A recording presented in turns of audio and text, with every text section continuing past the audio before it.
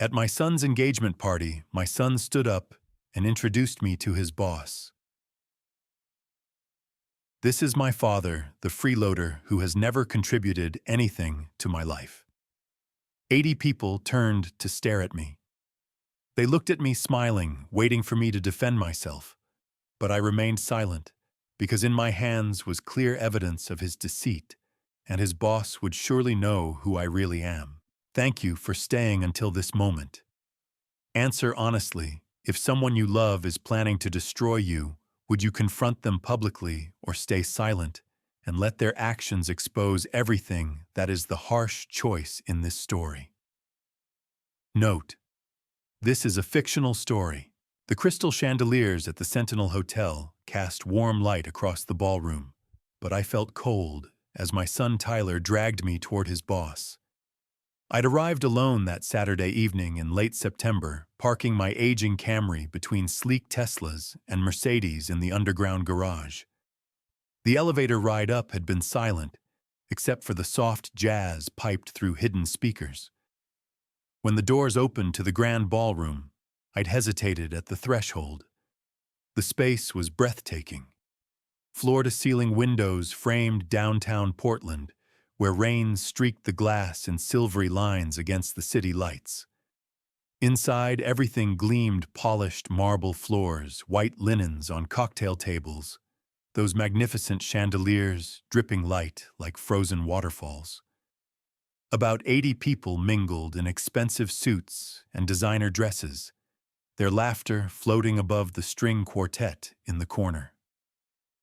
I smoothed down my navy suit, the good one I'd bought 10 years ago for client meetings. It was clean and pressed, but standing here among this wealth, I felt like a house sparrow at a peacock convention. Across the room, I spotted Tyler first. He stood near the bar with Nicole Harper, his fiancée. She was striking in a champagne-colored dress that probably cost more than my monthly mortgage. Her blonde hair was swept up diamond earrings catching the light. Tyler wore a charcoal suit that fit him perfectly, custom-tailored, no doubt. He was laughing, one hand on Nicole's waist, the other gesturing as he told some story to the cluster of people around them. My daughter Stephanie stood nearby with her husband Scott. At 34, she'd inherited her mother's elegant features, though her expression tonight was harder than Helen's had ever been. Her emerald dress screamed expensive, and she held a champagne flute like it was a prop. Scott, a lawyer, had the polished look of someone who'd grown up with money, confident posture, easy smile, gold cufflinks winking at his wrists. I stayed near the entrance, hoping I could fulfill my obligation without drawing much attention. Just show up, congratulate Tyler, maybe share one drink, then slip out. That had been my plan. Then Tyler saw me. His eyes lit up not with warmth, but with something I couldn't quite name, something that made my stomach tighten. He said something to Nicole, who glanced my way and nodded. Then he was moving toward me with that wide smile he used for clients, and I knew somehow that I'd made a mistake coming here. "Dad." His voice cut through the conversational hum loud enough to turn heads. He grabbed my elbow grip tighter than necessary. "There you are. Come on, I want you to meet some people." Before I could respond, he was pulling me across the room. I caught glimpses of curious faces, heard the music swell and fade as we passed the quartet. We stopped in front of a group of executives I didn't recognize except for one. Douglas Freeman stood at the center, a silver-haired man in his late 50s, wearing an impeccable navy suit that made mine look like a bargain rack special. He had sharp, observant eyes, and the kind of presence that made people listen when he spoke. I'd seen him briefly at the party's start, but we hadn't been introduced. "Everyone," Tyler announced, his voice projecting across the circle, "this is my father, James Caldwell." He paused and his smile widened. "The freeloader." The words hit like a slap. Silence rippled outward from our group. The executives' faces froze mid-conversation. Someone's champagne glass stopped halfway to their lips. Even the string quartet seemed to falter for a beat. Heat rushed to my face. I stood there, Tyler's hand still gripping my elbow, staring at the marble floor, because I couldn't look at their faces. Always living off others' success, Stephanie's voice added from somewhere behind me. I turned to see her, and Scott had followed us over. She was smiling, but her eyes were cold. That's Dad. A few people gave awkward, uncertain laughs. Most just looked uncomfortable, their gazes sliding away from mine like I was something embarrassing they'd rather not acknowledge. But Douglas Freeman didn't laugh. He studied me with an intensity that made me want to shrink into myself. His eyes moved from my face to Tyler's, then back again. Something flickered in his expression, too quick for me to read, but it made my chest tighten even more. "Mr. Caldwell," Douglas said finally, his voice measured and cool. He didn't extend his hand. Instead, he looked at Tyler with an expression I couldn't quite decipher. Interesting. Then he turned back to me and his next words came out quiet but absolutely clear. "My office, Monday morning, 9 a.m. sharp." No one seemed to know what to say. Tyler's grin faltered slightly. The executives shifted suddenly, very interested in their drinks. Stephanie frowned. I mumbled something about having a headache, which wasn't a lie anymore, and made my excuses. No one tried to stop me. I walked back across that gleaming ballroom, feeling 80 pairs of eyes on my back, hearing the conversations resume in lowered voices behind me. The rain hit me the moment I stepped outside. Cold October Portland rain that soaked through my suit jacket before I reached my car. My hands shook as I unlocked the door, shook as I started the engine, shook as I gripped the steering wheel and pulled out of that underground garage. The drive home was a blur of red taillights and windshield wipers beating a rhythm I couldn't follow. My small house in northeast Portland had never looked so welcoming or so empty. It was a modest craftsman with a sagging porch and paint that needed touching up, nothing like the modern condos Tyler and Stephanie lived in. I didn't turn on the lights when I went inside, just walked straight to the kitchen and sat down at the small table in the dark. Helen's photograph hung on the wall across from me, the one taken at Cannon Beach 5 years ago. She was smiling in that picture, wind catching her gray hair, the ocean behind her. God, I missed her. 18 months she'd been gone, and some days the absence still felt fresh as a wound.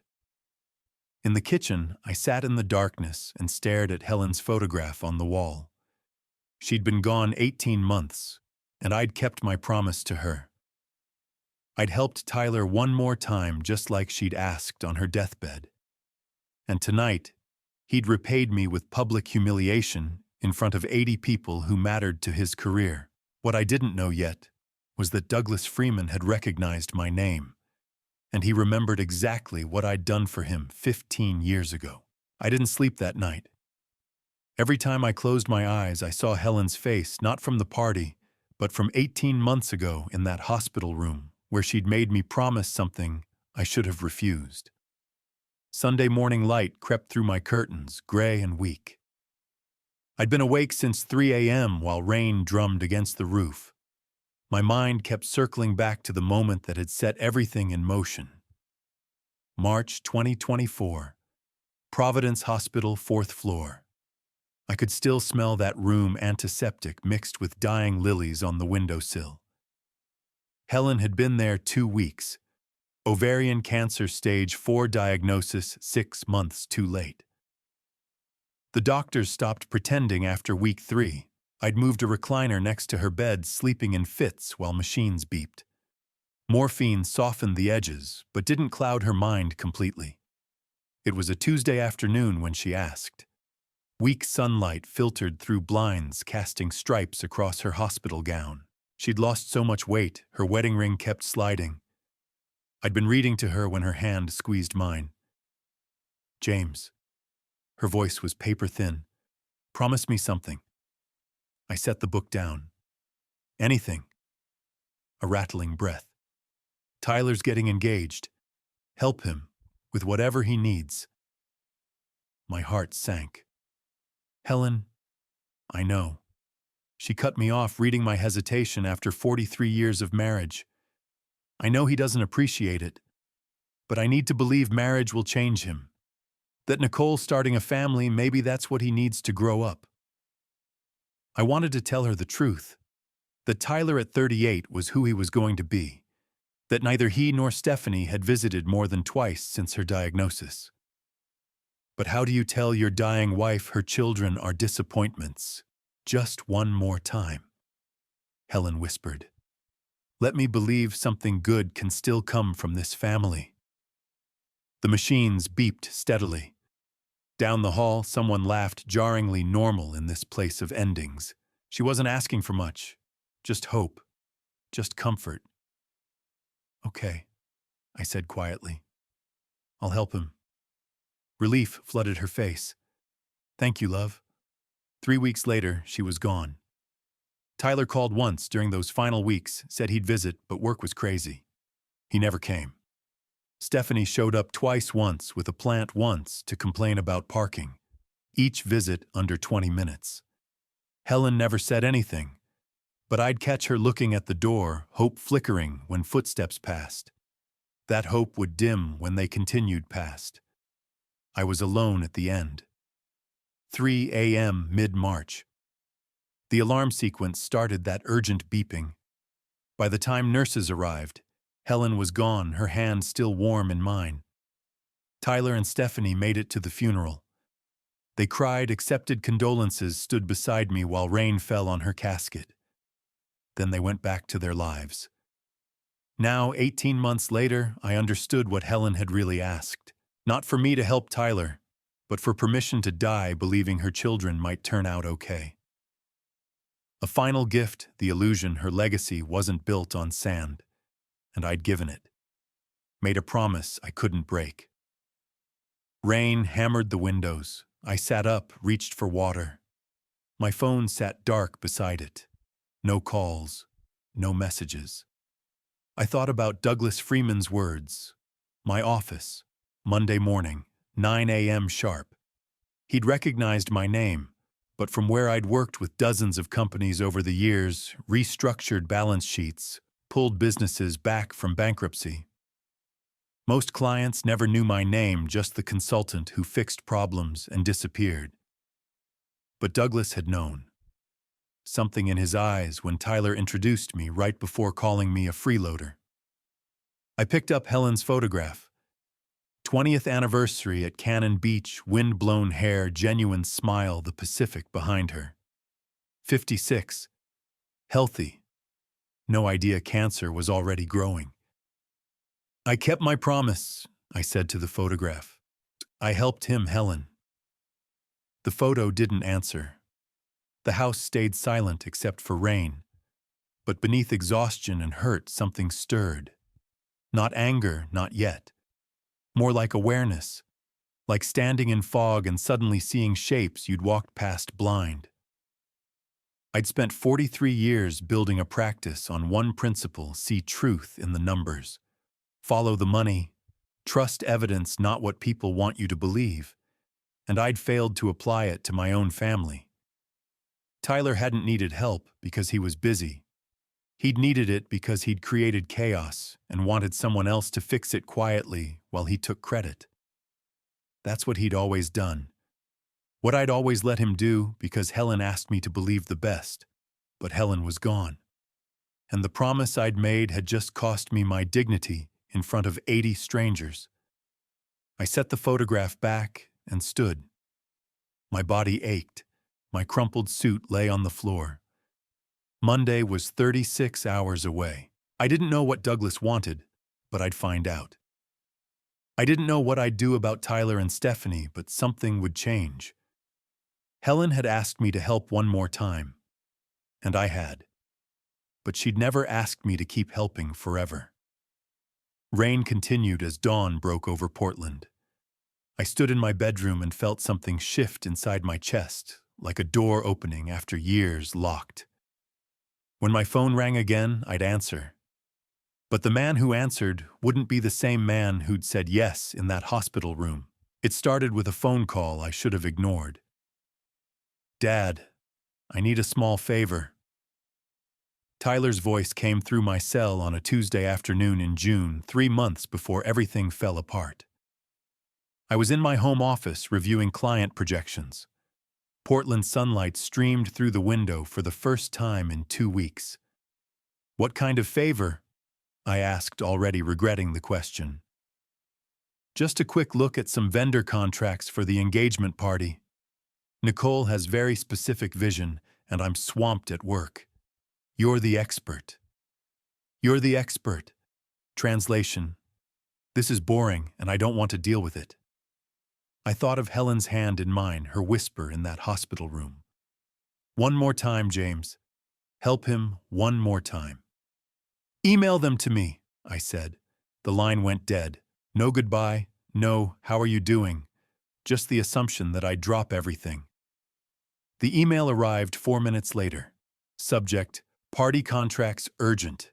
7 attachments. No message. Not even a please. I opened the first file, the venue agreement for the Sentinel Hotel's grand ballroom. It looked professional at first, elegant letterhead, proper legal language, standard terms. 150 guests. September 21st, $18,000. Then I got to page 7. Section 12.4, Delivery and Timing Penalties. Should the client fail to meet agreed-upon delivery schedules, or should any client-contracted vendors cause delays impacting hotel operations, the client shall be liable for liquidated damages in the amount of $40,000 per incident. I read it 3 times. $40,000 per incident. Tyler had already signed it, and his signature was right there on page 14, dated 3 weeks ago. I pulled up Appendix C. The access windows were absurdly narrow photographer setup between 8 o'clock and 9:30 a.m. Band equipment between 10 o'clock and 11:15 a.m. Any delay beyond those 90-minute windows would trigger the penalty. This wasn't a standard event contract. This was a legal trap. I spent 3 nights on the phone with the hotel's events coordinator, a woman named Patricia, who insisted the clause was industry standard. "Patricia, I've reviewed commercial contracts for 43 years. I told her, keeping my voice level. This penalty clause wouldn't survive a reasonableness test in Oregon courts.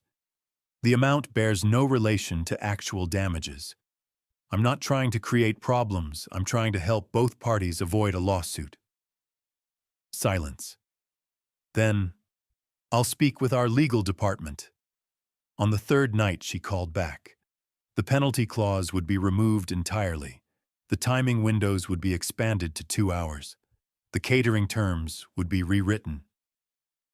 I emailed Tyler a summary of the changes I'd negotiated, 2 paragraphs explaining what I'd fixed and why it mattered. His response came 6 hours later: "Thanks." 1 word. No questions about the problem. No curiosity about his exposure. No acknowledgement that I'd potentially saved him $40,000. Just thanks.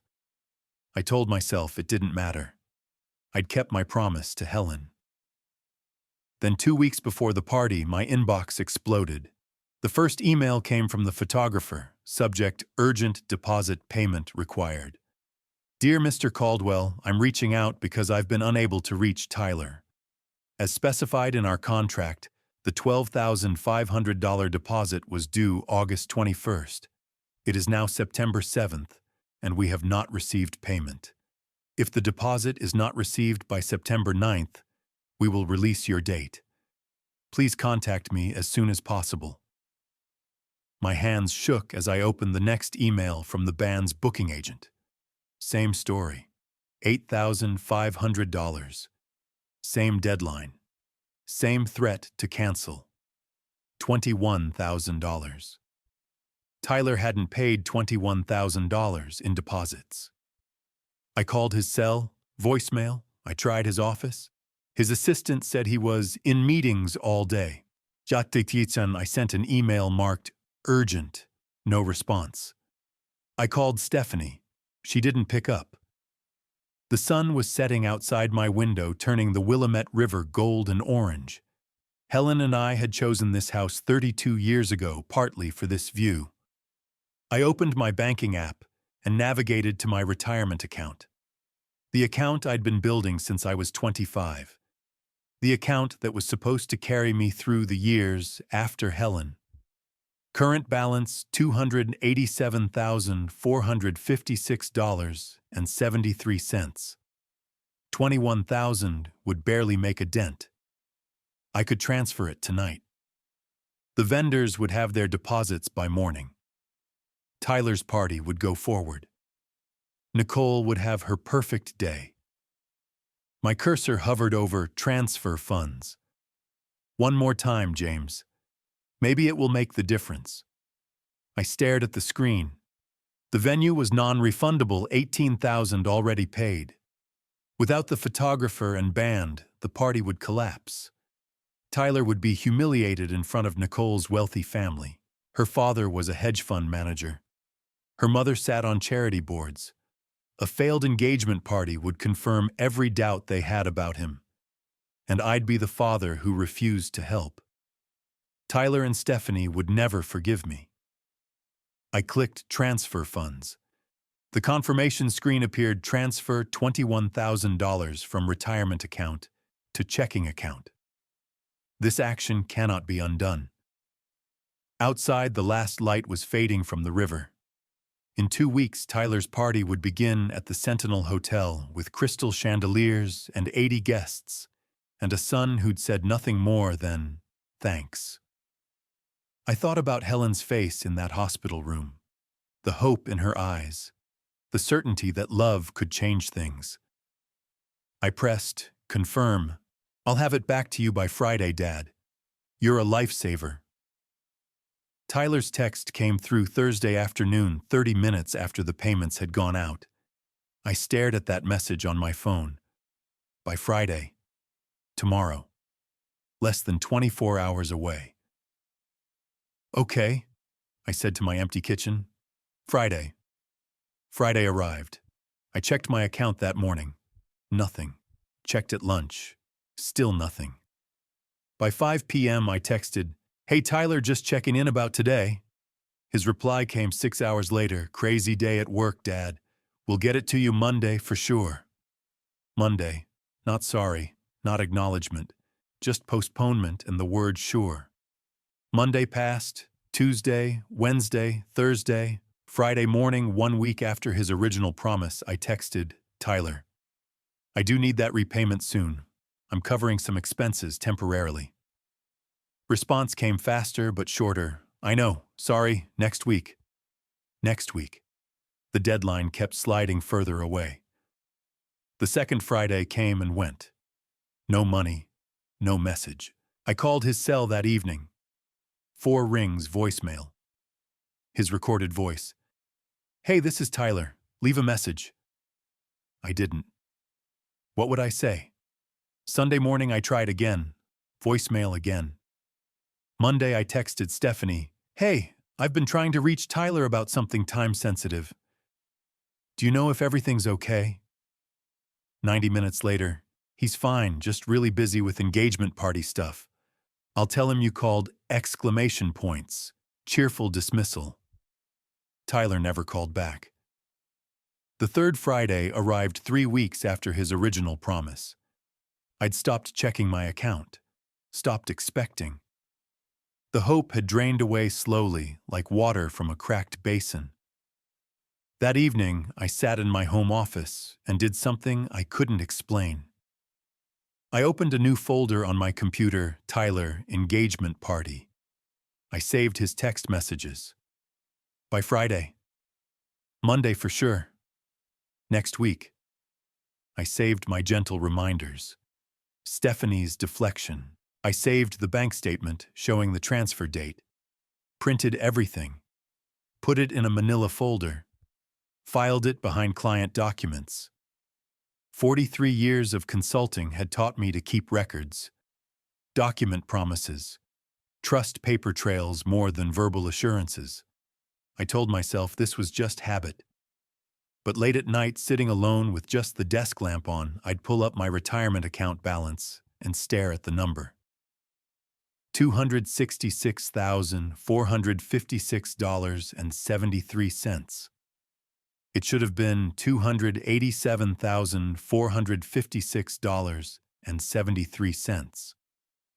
That gap represented something more than money, more than broken promises, evidence of something I'd been refusing to see for years. August crawled by. 6 weeks. 7.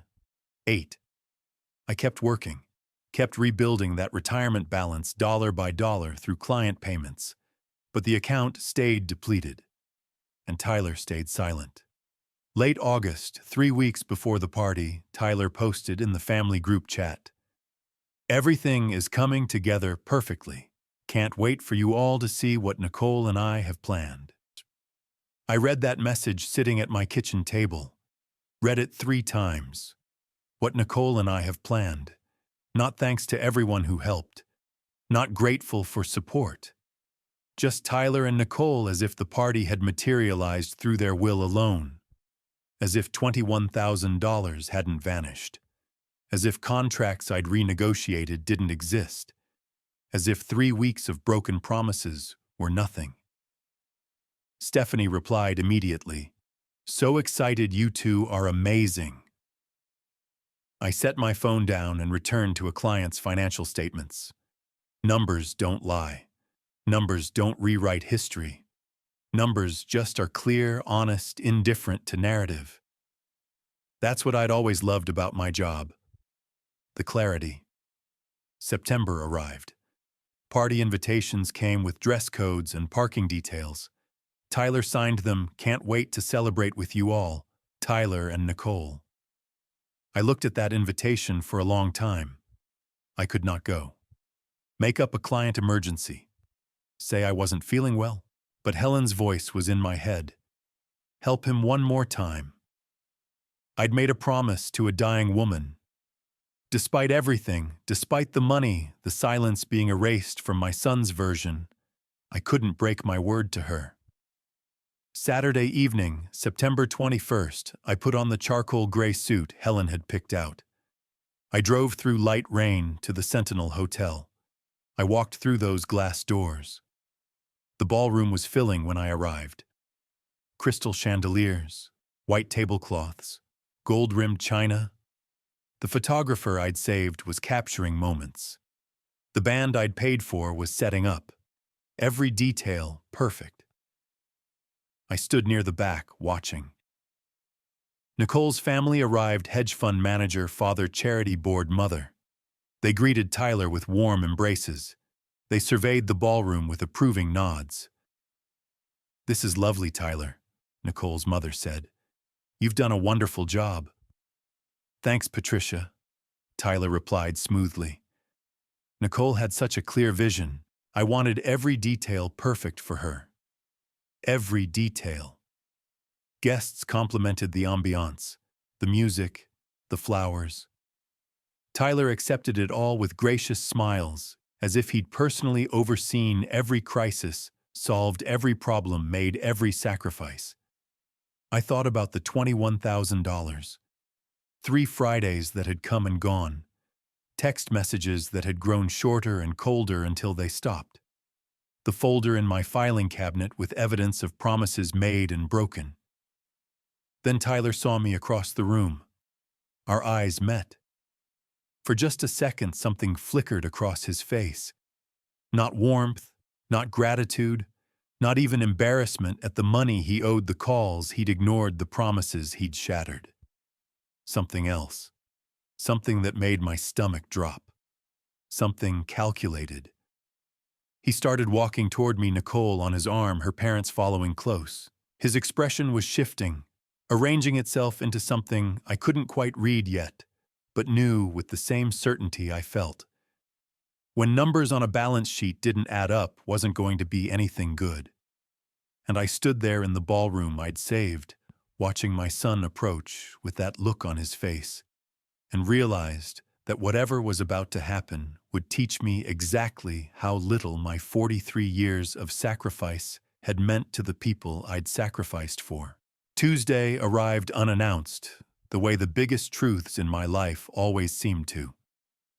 The black Mercedes S-Class pulled up outside my 2-story Pearl District office building at 9 in the morning. Through my window, I watched Douglas Freeman step out carrying a worn brown leather portfolio. The sight of that portfolio made my heart rate quicken. I recognized it immediately, though it had been 15 years since I'd last seen it. Douglas didn't need an appointment. After what happened Saturday night, after my son stood in the middle of a ballroom full of 80 people and called me a freeloader who'd contributed nothing to his engagement party, I suppose Douglas figured the normal rules no longer applied. I met him at the door. My assistant hadn't arrived yet, which was probably for the best. The Pearl District office wasn't much: 2 rooms, a modest reception area, a conference table, filing cabinets that held 43 years of meticulously organized client records. But it was mine, built from nothing, maintained through integrity. Douglas looked exactly as I remembered from Saturday night, though this morning the careful neutrality he'd worn at the party was gone. His expression was grave, purposeful. "Mr. Caldwell," he said, "I apologize for coming unannounced." "James," I corrected, stepping aside to let him in. "And you don't need to apologize. Come in." We settled at the small conference table. Douglas placed the leather portfolio between us with the reverence of someone handling something sacred. For a long moment, he simply looked at it, one hand resting on the aged leather. "I've been carrying this in my car since Saturday night," he said quietly, "debating whether to bring it to you. This morning I decided you needed to see it." He opened the portfolio. Inside, nestled against the faded silk lining, was a document I hadn't seen in 15 years. The paper had yellowed slightly at the edges, but the text was still crisp, still clear. At the top of the first page, in the header I'd designed when I was 27 years old, and foolishly optimistic about the consulting business I was trying to build: Financial Restructuring Analysis, Freeman Logistics Corporation. Prepared by James Caldwell, Financial Consulting. Date: March 2009. My name, my work, my formatting.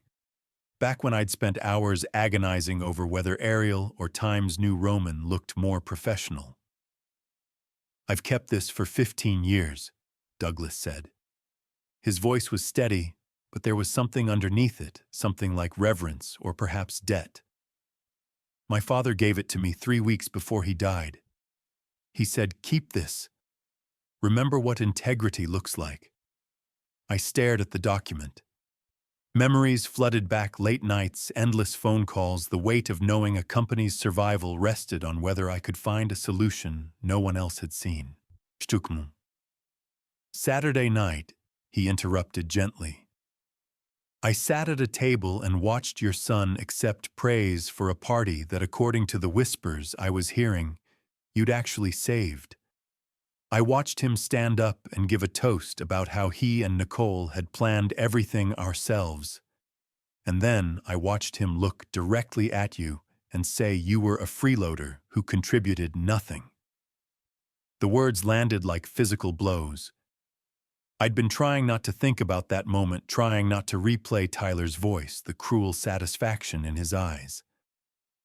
80 people heard it, Douglas continued. 80 people watched you sit there and take it.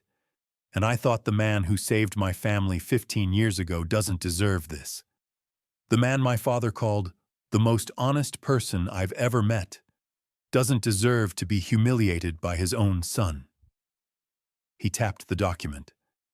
"This represents something, James. It represents a time when you had nothing, no reputation, no client base, just competence and character. Freeman Logistics was drowning. My father had just died. I was 29 years old, terrified, and completely out of my depth. And you," he paused, "you didn't just save the company. You refused payment. Do you remember that I did? I remembered Douglas young and desperate trying to write me a check. I remembered saying, "You're facing a crisis. I'm just getting started. Keep your money. Rebuild your company." Saturday night, when your son said what he said, something clicked in my mind. Douglas's expression hardened. The man who saved my family when he had every reason not to when taking payment would have jump-started his entire career. That man was being destroyed by his own son. And I realized I owed you the truth. The truth about what? About Tyler. Douglas closed the portfolio but kept his hand on it. Sunday morning, I made a decision. Tyler Caldwell works for Freeman Logistics. He's been my marketing manager for logistics integration for 6 years. And Sunday morning, I decided to investigate him not as your son, but as my employee. The room seemed to tilt slightly. I didn't know what I'd find, Douglas said quietly. I hoped I'd find nothing. I hoped your son was just thoughtless, careless, maybe cruel in the moment, but fundamentally decent. He paused. I was wrong. Douglas, let me tell you what you did for us in 2009. His voice was firm now, almost commanding. Let me tell you the whole story, the crisis, the work you did, the people you saved. And then let me tell you why, after hearing your son call you a freeloader Saturday night, I spent 10 months investigating him. He opened the portfolio again, revealing not just the 2009 document, but 3 new folders beneath it. Each one was thicker than the last. What you did for Freeman Logistics 15 years ago was extraordinary, Douglas said. What your son has done to that legacy and what he planned to do to you is criminal. The word hung in the air between us. Criminal. I need you to understand something before we go further, Douglas said, meeting my eyes. This isn't about revenge. This isn't about Saturday night. This is about accountability. This is about a man who saved my family being protected from the person trying to destroy him. He slid the first folder toward me. Let me tell you what you did for us, he said quietly. And then let me show you what I found. Douglas leaned back in his chair, his hand still resting on the 2009 document. The morning light from my Pearl District office window cast long shadows across the conference table. February 2009, he began. My father, Robert Freeman, died of a heart attack on the 15th. He was 63 years old. I got the call at 2 in the morning. By sunrise, I was sitting in his office at Freeman Logistics, staring at files I didn't understand, and phone messages from creditors I couldn't pay. I remembered that call. A young man's voice shaking with grief and panic. Mr. Caldwell, my father said if anything ever happened to him, I should call you first. The company was drowning, Douglas continued. $2 million in debt. 60 days, that's all we had, before Chapter 11 bankruptcy became inevitable. Equipment leases we couldn't afford. Supplier contracts that were bleeding us dry. Payroll we could barely make. And I had no idea how to fix any of it. He pulled out a single sheet from beneath the 2009 report, a handwritten note on Freeman Logistics letterhead, the ink slightly faded but still legible. If anything happens to me, call James Caldwell. He'll tell you the truth, even when I don't want to hear it. RF. I found this in my father's desk drawer, Douglas said quietly. Dated 6 months before he died. He knew the company was in trouble. He just didn't live long enough to fix it. I looked at Robert Freeman's handwriting. The memory was sharp now, meeting Robert at a small business conference in 2008, talking about financial restructuring over terrible hotel coffee exchanging business cards. You were 27, Douglas said. You just started your consulting practice. You had maybe 3 clients. When I called you, I expected you to say you were too busy, or that the job was too big, or that your fee would be something I couldn't afford. I remember what you said instead. I'll be there tomorrow morning. Don't sign anything until I see the full picture. I'd driven to their office in Beaverton at 6 a.m. carrying a legal pad and a calculator. The Freeman Logistics building had been small, then just a warehouse with a cramped office attached 18 employees who didn't know if they'd have jobs next month. You spent 6 weeks living in our crisis, Douglas said. I watched you arrive every morning at 6 and leave after midnight. You went through every contract, every expense report, every supplier agreement. You called our creditors personally, all 18 of them, and you didn't just negotiate. You explained our situation like you were telling them a story. You made them believe we could survive. The memories came back in fragments. Late nights with spreadsheets that didn't balance. Phone calls with suppliers who had every right to refuse but somehow didn't. Finding $700,000 in recoverable costs, buried in duplicated software licenses, auto-renewing contracts. Nobody had canceled insurance on equipment the company no longer owned. You found money we didn't know we had, Douglas said. $90,000 in unpaid receivables from clients who'd simply forgotten to pay. $700,000 in expenses we could eliminate or renegotiate. You restructured our debt, convinced 3 major suppliers to convert receivables into equity stakes, and negotiated payment plans with everyone else. I remembered the breakthrough moment, realizing that Freeman Logistics wasn't actually failing. It was just badly managed, overly complicated, and drowning in inefficiencies that could be fixed. You called 18 creditors. Douglas continued, his voice thick with something like awe. You spent hours on the phone with each one. You showed them the analysis, walked them through the numbers, convinced them that 60 more days would make the difference between recovery and total loss. And they believed you. Every single one of them. They believed the numbers, I corrected quietly. Not me. No, Douglas said firmly. They believed you.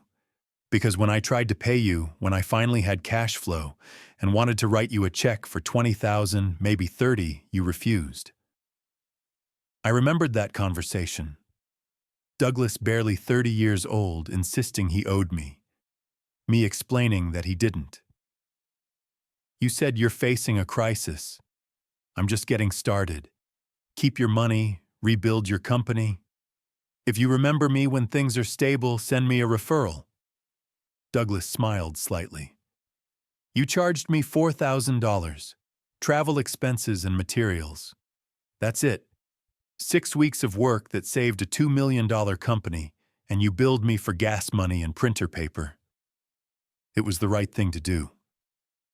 It was extraordinary, Douglas corrected. And my father never forgot it. For the next 6 years until he died, he told that story to anyone who'd listen. James Caldwell saved us when we had nothing to offer him in return. That's integrity. He gestured to the office around us, the modest space, the careful organization, the absence of any luxury. Freeman Logistics today, $53 million in annual revenue, 240 employees across 3 states, 12 consecutive years of profitability. We've acquired 4 smaller companies, expanded into new markets, built something my father would be proud of. Douglas's expression hardened. Sunday morning, the day after your son humiliated you in front of 80 people, I sat in my office and thought about what you'd done for us. I thought about my father's note. I thought about integrity. He pulled out 3 thick folders, each one bound with metal clips, each one bulging with documents. And I decided Tyler Caldwell needed to be investigated not as your son, but as my employee. I brought in forensic accountants, IT security. I spent 10 months building a case because I needed to be absolutely certain. Douglas met my eyes. The investigation is complete. What I found... He paused, choosing his words carefully. What your son has done isn't just cruel, James. It isn't just betrayal. He slid the 3 folders toward me. It's criminal, Douglas placed his hand on the first folder. The label read, Folder 1, Trevor Wade, Commission Theft. 3 folders, he said quietly, each one worse than the last. He opened the first folder and spread the contents across my conference table. A contract printed on heavy stock paper with the Freeman Logistics logo embossed at the top. Client Pacific Retail Distribution. Contract value $2,300,000. Duration 3 years. Beneath the contract was a personnel file, Trevor Wade, Senior Analyst, age 26. A photograph showed a young man with dark-rimmed glasses and an earnest expression. Trevor joined us 4 years ago, Douglas said. Brilliant analyst. Quiet. The kind of employee who shows up early, stays late, does exceptional work, and never asks for recognition. He pulled out a thick document, 47 pages, single-spaced. The cover page read, Pacific Retail Distribution, Logistics Integration Proposal, prepared by Trevor Wade. Trevor spent 3 months on this proposal, Douglas continued. Market analysis, cost projections, logistics modeling, implementation timelines. He built spreadsheets that mapped out every variable. He created mock-ups of the client's supply chain with optimization overlays. It was the most comprehensive proposal we'd ever produced. Douglas slid an email thread toward me. The first message was from Tyler to Trevor. Trevor, excellent work on the Pacific proposal. Let's keep this between us for now. I'll handle the client presentation. Don't mention your involvement to anyone yet. We want to surprise them with the full team reveal later. Tyler. Trevor's response was simple, understood. Happy to help. Tyler presented the proposal to Pacific Retail himself. Douglas said, his voice flat. He walked them through Trevor's analysis as if he'd created it. He answered their questions using Trevor's research. When they signed the contract for $2.3 million, Tyler's name was listed as the primary account manager. He pulled out another document, a commission statement. Tyler Caldwell, $47,000. Company policy, Douglas explained. Primary account managers on contracts over $2 million receive a 2% commission. Tyler received $47,000 for work Trevor had done. Did Trevor ever get credit? Trevor got a standard annual bonus, $3,000. Douglas's jaw tightened. 6 months later, when Trevor asked to be included in the Pacific account management meetings, Tyler removed him from the project. Told him the client wanted senior leadership only. Trevor quit 2 months after that. He's working for a competitor now. I stared at the documents. My son had stolen another man's work, claimed it as his own, pocketed $47,000, and then pushed the actual creator out of the project entirely. Douglas closed folder 1 and opened folder 2. The label read, Expense Fraud, 4-year analysis. This one took longer to piece together, Douglas said, pulling out page after page of credit card statements, receipts, and cross-referenced calendars. Our internal audit started 10 months ago, right after your son's engagement party. What we found was a systematic pattern of personal expenses being classified as business costs. He spread the evidence across the table. Vegas, March 2021. Tyler submitted expense reports for a client development conference. Hotel Bellagio 4 nights. Dinners 3 high-end steakhouses. Total $8,200. Douglas tapped a surveillance photo. Tyler at a blackjack table alone. No conference, no clients, just Tyler gambling on the company dime. Miami, October 2021. Another industry conference. Resort hotel $6,000. Spa treatments $1,200.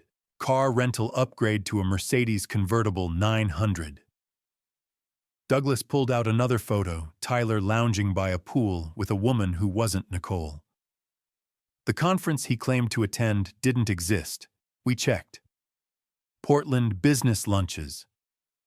Tyler submitted 43 expense reports over 2 years for client meals at expensive restaurants, Le Pigeon Canard Beast. Total $19,000. Douglas showed me the credit card cross-reference. Problem 34 of those lunches occurred on weekends, and when we checked his calendar, he had no client meetings scheduled on any of those dates. Page after page. Rental cars he'd upgraded without authorization. Hotel rooms he'd charged to the company card for personal trips. Shopping expenses at high-end stores submitted as client gifts, with no documentation of who received them. 4 years, Douglas said. $145,000 in fraudulent expenses. I felt sick. Douglas closed folder 2. His hand moved to folder 3, the thickest of all. The label, Shell Companies and Fake Vendors. This is where it gets truly criminal, Douglas said quietly. He opened the folder. Inside were incorporation documents, invoices, wire transfer records, and a forensic accountant's report running over 60 pages. Our forensic team identified 12 fake vendors over a 3-year period, Douglas explained. Companies with legitimate-sounding names: Summit Business Consulting, Cascade Marketing Solutions, Pacific Northwest IT Services. He showed me the invoices. Each one was professionally formatted, detailing services like marketing consultation, IT infrastructure assessment, logistics training seminars. The amounts ranged from $3,000 to $8,000. Total paid to these vendors, $62,000. Douglas pulled out business registration documents. Every single company was incorporated using P.O. boxes. No physical offices, no websites, no employees besides the registered agent. He showed me bank records with account numbers highlighted.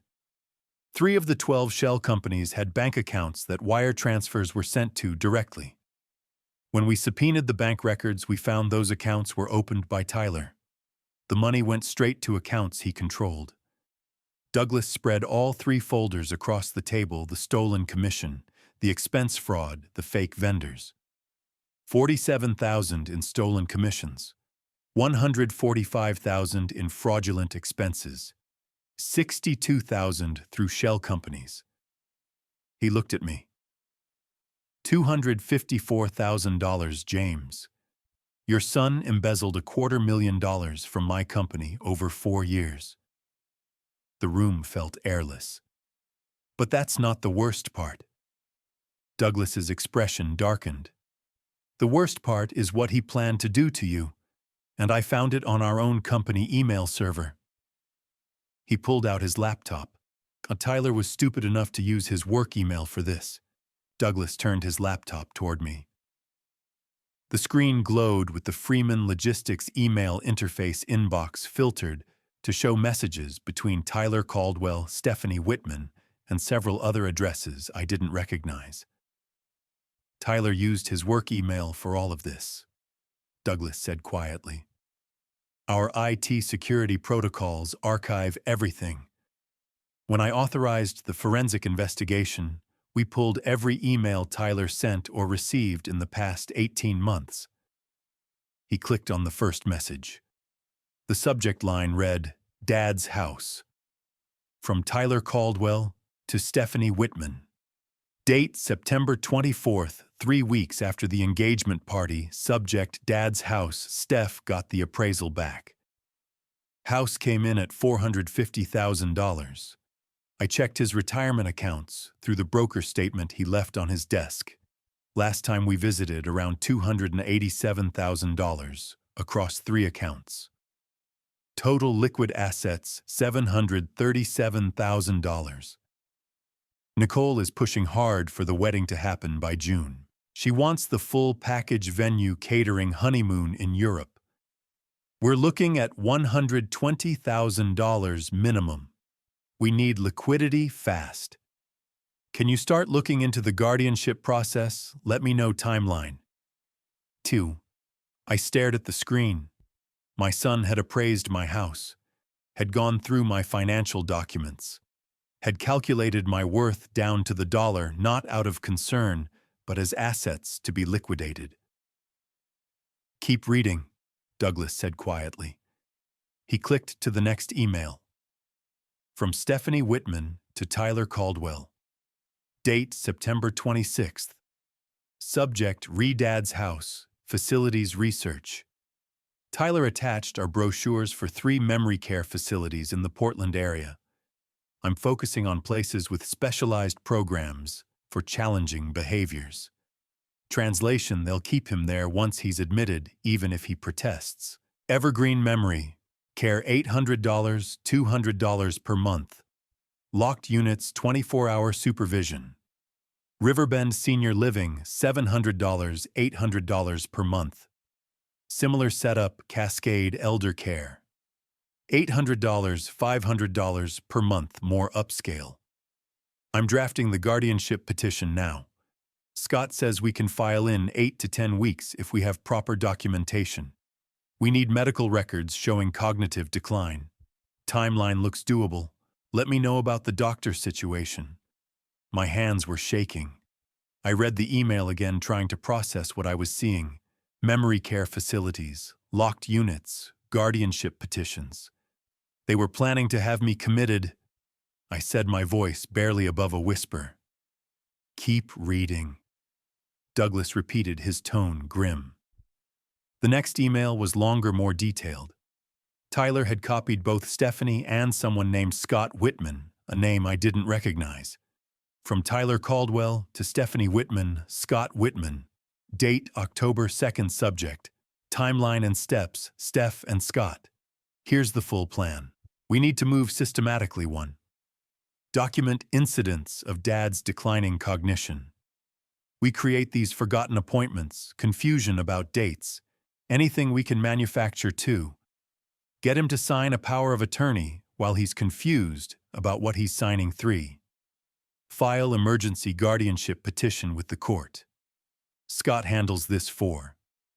Move Dad to memory care temporarily for his own safety. 5. Sell the house immediately before he can legally object. $450,000. 6.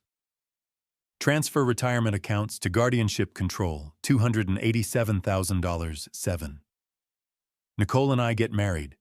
Use funds for wedding and down payment on our house. 8.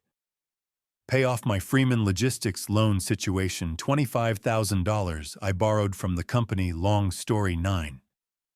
Keep Dad in the facility long enough that any legal challenge becomes moot. 6 to 8 months minimum. 10. Split remaining assets 3 ways. Me, Stephanie, Scott. 15% legal fee. Scott, can you draft the POA documents? Make them look routine, something he'd sign without thinking twice. Maybe frame it as estate planning or just updating paperwork. Timeline. If we start now, we can have him in a facility by Thanksgiving. House sold by Christmas. Wedding by June. Thoughts, Tyler. I couldn't breathe. The room tilted. I gripped the edge of the conference table, trying to anchor myself to something solid. My son had written a 10-step plan to imprison me, to steal my house, my retirement, my freedom, to manufacture evidence of cognitive decline, to trap me in a locked facility while he liquidated everything I'd spent 43 years building. Douglas gave me a moment, then clicked to the next email. From Scott Whitman to Tyler Caldwell, Stephanie Whitman. Date October 4th. Subject Re-timeline and steps. Legal framework. Tyler and Stephanie, I can draft the POA and guardianship petition. But you absolutely need medical documentation to support the cognitive decline claim. Courts won't grant emergency guardianship without a doctor's statement. I have a colleague, Dr. Richard Moss, who does consulting work for elder care cases.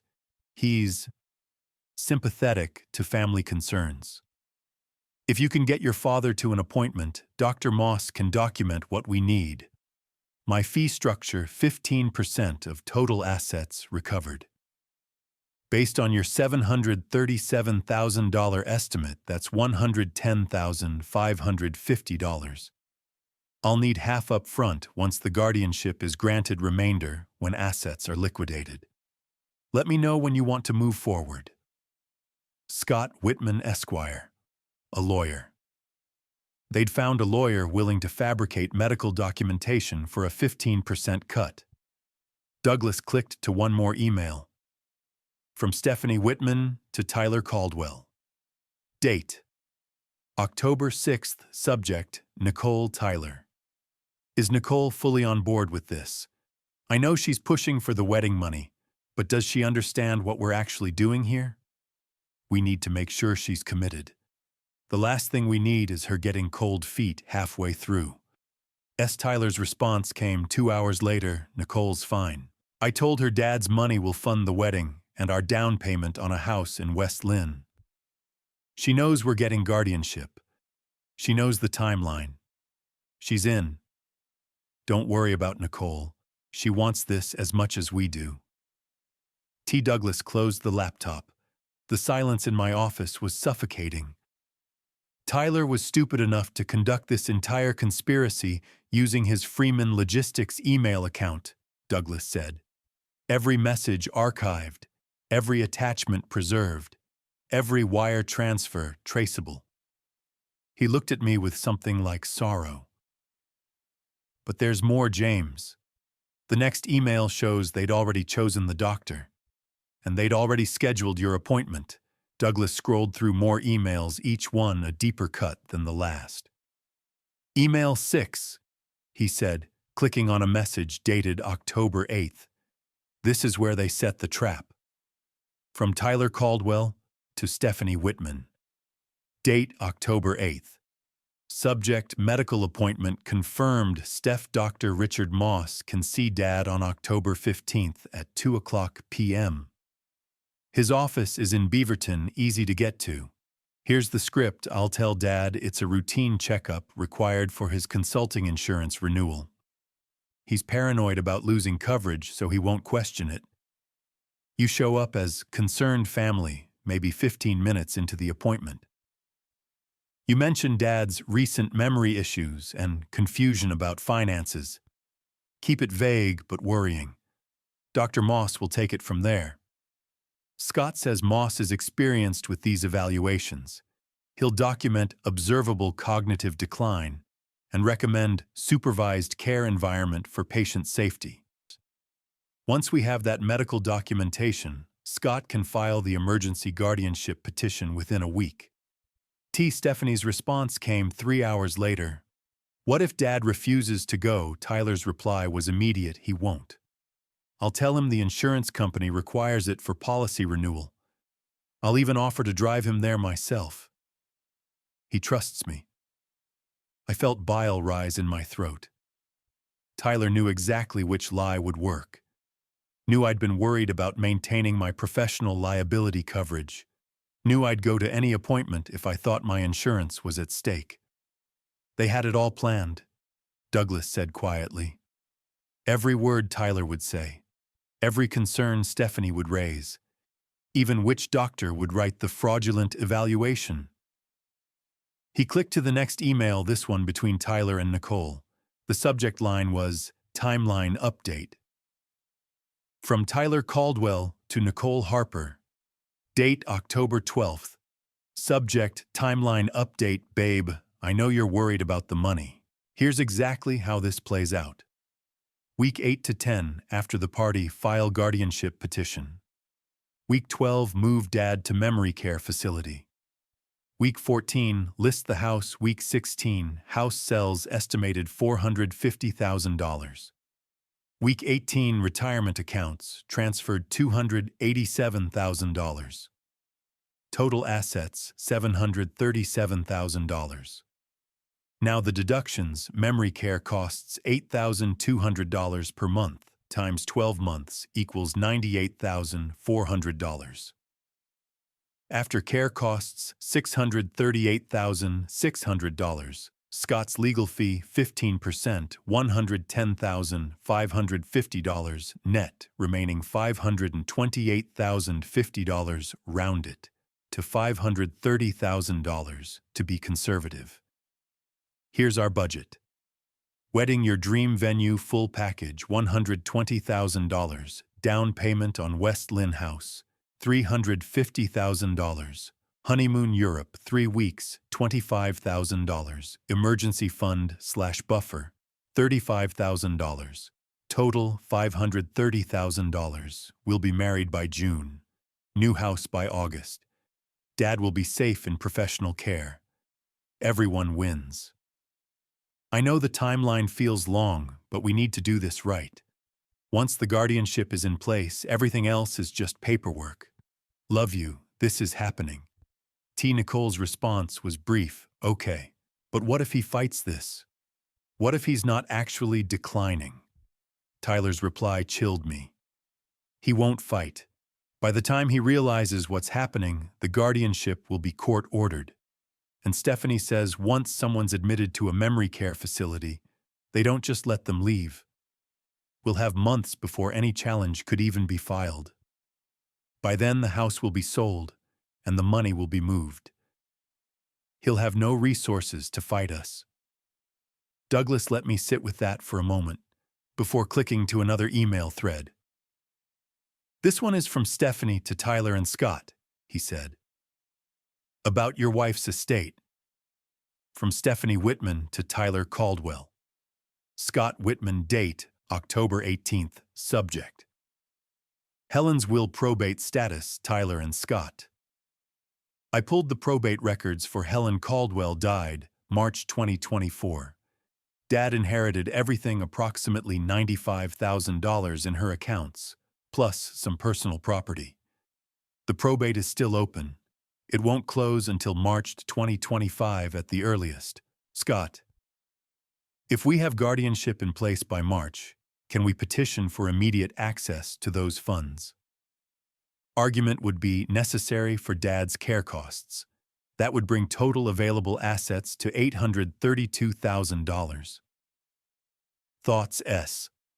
Scott Whitman's response was immediate yes. Once guardianship is established, we can petition for access to any assets held in probate for the ward's benefit. Judge will likely approve, especially if we show memory care costs. That $95,000 becomes accessible immediately. Good thinking, Stephanie. Tyler's reply came an hour later. Perfect. So we're looking at $832,000 total, not $737,000. Even better. Nicole will be thrilled. We can bump the wedding budget to $140,000 and still have everything we need. I stared at Helen's name on the screen. The money she'd left me, the savings she'd accumulated over 40 years of careful living, the nest egg she'd wanted me to have after she was gone, they'd already divided it up, already spent it in their heads. They were planning to steal your wife's inheritance, Douglas said quietly. While her probate was still open, while you were still grieving. He closed the laptop and looked at me with something that might have been pity or might have been rage, I couldn't tell which. They planned every week, every dollar. They calculated care costs, legal fees, wedding expenses, down payments. They mapped out exactly how to trap you, liquidate your assets, and divide the proceeds. He paused. But Tyler made one critical miscalculation. What? Nicole Harper. Douglas pulled out another folder thinner than the others. The label read, Nicole Harper, Background Investigation. When I started investigating Tyler, I also looked into his fiancée. What I found? Douglas opened the folder. Nicole Harper isn't a victim in this, James. She's a predator, and Tyler isn't her first target. He slid a document toward me, a private investigator's report, 12 pages long. Nicole has a pattern, and once I saw it, everything else made sense. Tyler and Stephanie had planned everything, every week, every dollar, even Helen's inheritance. But when Tyler's plan fails, will Nicole stay loyal or drop a comment with your prediction below? Transparency note. This story is a scripted narrative designed for impact. While the emotions are real, the characters are fictional. If this style isn't for you, feel free to click away, no hard feelings. Douglas opened a thin folder labeled Nicole Harper, Background Investigation. Inside was a private investigator's report meticulously documented with dates, names, and photographs. Nicole Harper. Douglas began, is 31 years old. She's been engaged 3 times in the past 5 years. Never married. Each engagement ended abruptly, and each target had one thing in common. He spread 3 photographs across the table. 2019 Richard Ashford, age 68, widower. Net worth approximately $1.2 million, mostly in real estate and retirement accounts. Nicole met him at a charity fundraiser in Lake Oswego. They were engaged 4 months later. The photograph showed an older man with silver hair standing next to Nicole at what appeared to be a formal event. Her hand rested on his arm, her smile bright and practiced. The engagement ended after Ashford's son threatened to file a lawsuit. He'd discovered Nicole pressuring his father to add her name to bank accounts and update his will. Richard's lawyer sent a cease and desist letter. Nicole disappeared. Douglas moved to the second photograph. 2021 Martin Reynolds, age 61, divorced. Net worth approximately $890,000. Nicole met him at a wine tasting event in Portland. They dated for 7 months. This photograph showed a younger man fit and tanned with Nicole beside him on what looked like a yacht. Reynolds discovered Nicole had been researching his financial accounts and contacting his estate attorney without his knowledge. When he confronted her, she claimed she was just trying to help with planning. He ended the relationship. His attorney issued another cease and desist. The third photograph was one I recognized Tyler and Nicole at their engagement party, smiling for the camera. 2023 Tyler Caldwell, age 33. Nicole met him at a corporate networking event in September, engaged 4 months later. And this time she found exactly what she was looking for, someone desperate enough and ruthless enough to actually execute her plan. Douglas pulled out a series of text messages printed and highlighted. We subpoenaed Nicole's phone records as part of the investigation. These are messages between Nicole and a friend, someone she confided in about her strategy. The first message made my stomach turn. Nicole to friend, March 2023, Rule 1. Target men with aging parents or recent inheritance. They're emotional, vulnerable, and desperate to prove they're good sons. Rule 2, move fast. Engagement within 6 months. Marriage within 12. Don't give them time to think. Rule 3, identify all assets early. House, retirement accounts, trusts. Know exactly what you're working with. Rule 4, if parents are alive, encourage family involvement, especially guardianship. It's legal, fast, and hard to challenge once it's in place. Rule 5. Once you're married, you're entitled to marital assets. If guardianship is established, even better, you help manage everything. She had a system, Douglas said quietly. A predatory system targeting vulnerable men and their aging parents' assets. He showed me more messages, these between Nicole and Tyler, in the weeks before the engagement party. Nicole to Tyler. August 28th, come. I need this to move fast. My lease is up in January. I'm 31. I can't keep waiting. Tyler to Nicole, August 28th, I know. Trust me, once we have guardianship and the house sells, we're set. $737,000. That's our future. Nicole to Tyler. August 30th, and the wedding, I want $120,000 minimum. My friends need to see this. Tyler to Nicole, August 30th, done. We'll have $530,000 after fees and care costs. Wedding house down payment, everything you want. Then came the messages after Tyler was fired. Douglas pulled out a stack of printouts text messages from Nicole to Tyler over a 2-week period. Nicole to Tyler. November 3rd day after termination. Tyler, what the fuck is going on? Douglas Freeman called me yesterday. He asked about our financial timeline. What did you do, Tyler to Nicole? November 3rd, ignore him. He's fishing. This is about my dad trying to sabotage me. Nicole to Tyler, November 4th. Fishing for what did you do something illegal? No response from Tyler for 3 days. Nicole to Tyler. November 7th. Tyler, I'm not stupid. If you're in legal trouble, I need to know now. I'm not going down with you. Still no response. Nicole to Tyler, November 10th. We're done. Don't contact me again. Douglas pulled out another document, a voicemail log, 23 entries, highlighted in yellow. After Nicole broke off the engagement, Tyler left her 23 voicemails over 2 weeks. We obtained them through court order. He played the first one. Tyler's voice came through the laptop speaker, desperate and pleading. Babe, call me back. Please, we need to talk. This is all a misunderstanding. By voicemail 6, the tone had shifted. Nicole, you can't just abandon me. We have a plan. $530,000, remember the wedding. Our house, voicemail 15, was darker. If you leave me now, I'll tell everyone about Richard and Martin. I have screenshots of your messages. I know what you do. The final voicemail number, the 23, was pure rage. Fine. Fuck you. You're just like them. Gold-digging bitch. I'll handle this myself. I don't need you. Douglas stopped the playback. Nicole Harper vanished 3 days after that last voicemail. We tracked her to Arizona. She's already engaged to another man, 59 years old, recently widowed estate worth approximately $2 million. He closed the folder. Tyler thought he'd found the perfect partner for his scheme.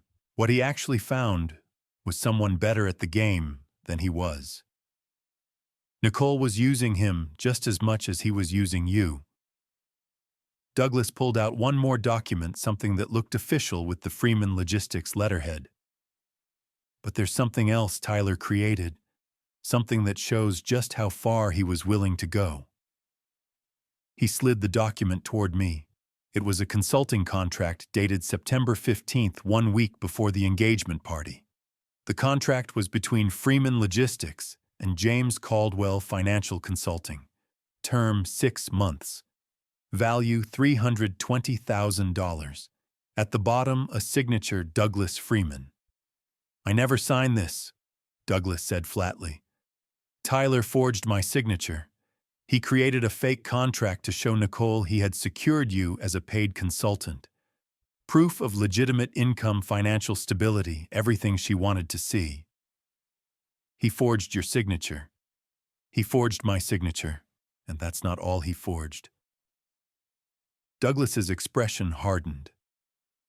Tonight, Nathan Pierce and my IT security team are coming here because Tyler created something else. Something designed to frame you. And what they found. He paused. It's the most damning evidence of all. 7 o'clock arrived with the sound of footsteps on the stairs outside my office. Douglas had left an hour earlier, giving me time to process what I'd learned. Time that had only made everything worse. The door opened. 2 people entered, a man in his 50s, carrying a laptop case, and a woman in her 30s with sharp eyes and an air of quiet competence. James Caldwell, the man said, extending his hand.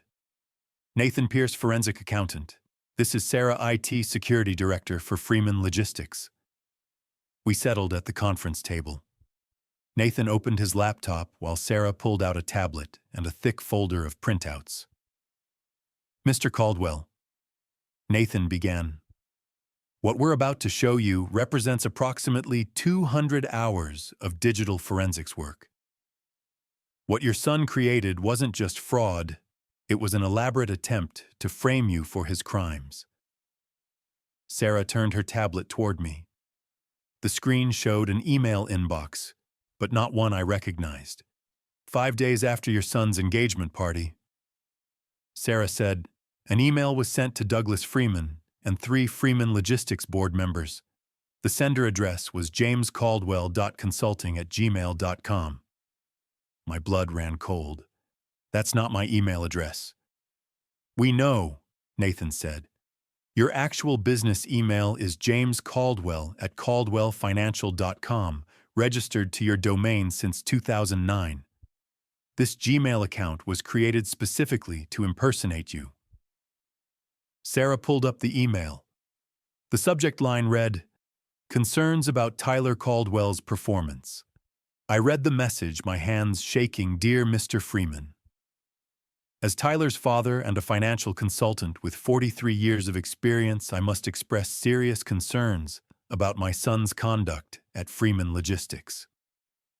I've recently reviewed his expense reports and discovered discrepancies totaling approximately $145,000.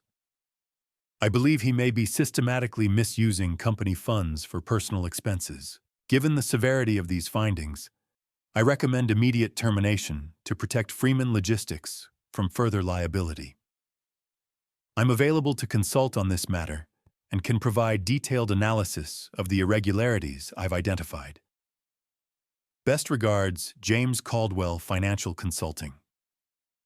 I never wrote this. I said, my voice barely above a whisper. I never sent this. We know, Sarah repeated. That's why we're here. She pulled up a technical analysis screen filled with data I didn't understand. IP addresses, timestamps, server logs. The email was sent from IP address 192.168.1.47, Sarah explained.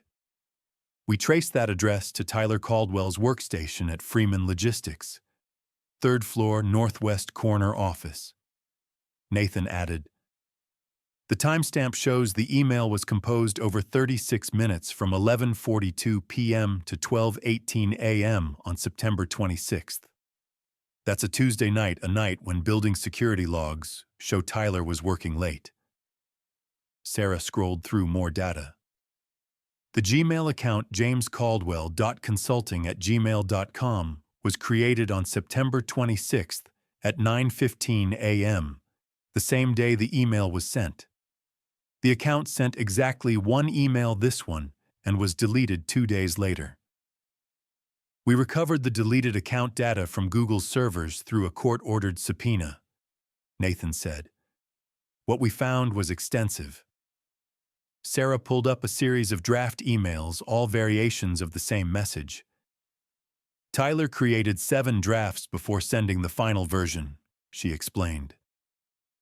Each draft shows him refining the language, trying to make it sound like you. Draft 1 was crude, angry. Douglas, my son is stealing from you.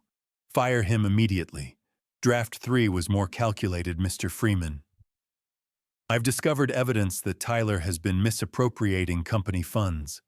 Draft 5 added professional touches. As a financial consultant, I must recommend. The final draft, the one sent, was polished, careful, designed to sound exactly like how a concerned father and professional consultant would write. He spent 36 minutes perfecting this, Sarah said. Testing different tones, different phrasings. He wanted it to sound authentically like you while being damaging enough to create grounds for a lawsuit. A lawsuit? I asked. Nathan opened a separate folder. Tyler's plan had 3 stages. Stage 1, create the fake email, making it look like you reported him to Douglas. Stage 2, get fired by Freeman Logistics based on legitimate fraud investigation. Stage 3, sue you for defamation, interference with employment, and emotional distress. He showed me a document, a draft complaint, prepared by Scott Whitman, the lawyer involved in the guardianship plot. No. Tyler planned to claim you maliciously interfered with his employment that you fabricated fraud allegations to destroy his career, and that Douglas fired him based on your false report. He was going to demand $500,000 in damages. But I didn't send any email, I said. Exactly, Nathan replied. But if Douglas hadn't had sophisticated IT forensics capabilities, Tyler's story would have been plausible. An email that appeared to come from you sent to Tyler's employer reporting fraud that was conveniently actually happening. Tyler could claim you exaggerated or fabricated details. He could argue family vendetta. Sarah pulled up another screen. We also recovered Tyler's browser history from his workstation. 3 days before creating the fake email he searched for, how to create fake email address. Can emails be traced to sender? Statute of Limitations, Defamation, Oregon. And how to sue family member. She scrolled through more searches. He also researched Gmail account creation anonymous, VPN services free, and digital evidence court admissibility. He knew what he was doing was traceable. He just didn't think anyone would look. Nathan closed his laptop. If you'd been in a memory care facility under guardianship when this lawsuit hit, you'd have had no ability to defend yourself. Tyler would have controlled your assets through guardianship, making you unable to hire legal representation. He would have won by default. The room spun slightly. Sarah looked at me with something like sympathy. Mr. Caldwell, there's more. The fake email account wasn't the only one Tyler created. She pulled up 3 more accounts, each one flagged in her system. stephwhitman.family@gmail.com, nicoleharper.wedding@gmail.com, helencaldwell.estate@gmail.com. 3 more fake accounts, Sarah said quietly. 1 impersonating Stephanie, 1 impersonating Nicole, and 1... She paused. 1 impersonating your late wife. My vision blurred. What did he use them for? Sarah and Nathan exchanged a glance. That, Nathan said, is what we need to show you next. Thursday morning, 9 o'clock. I wasn't there when it happened, but Douglas called me 30 minutes later to tell me everything.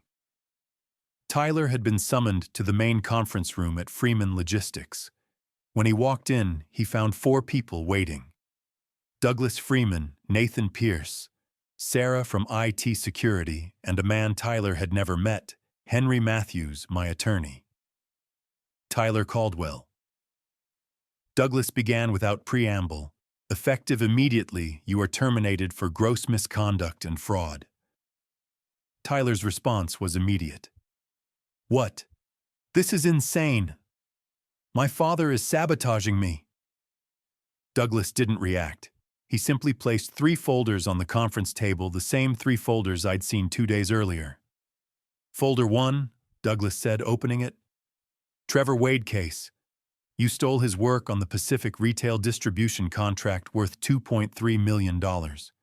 You received a $47,000 commission for work you didn't do. Trevor quit because of you. Tyler's face reddened. That's not, I managed that account. Folder 2. Douglas opened the second folder. Expense fraud totaling $145,000 over 4 years. Vegas trips with no clients. Miami conferences that didn't exist. Portland restaurant bills on weekends when you had no scheduled meetings.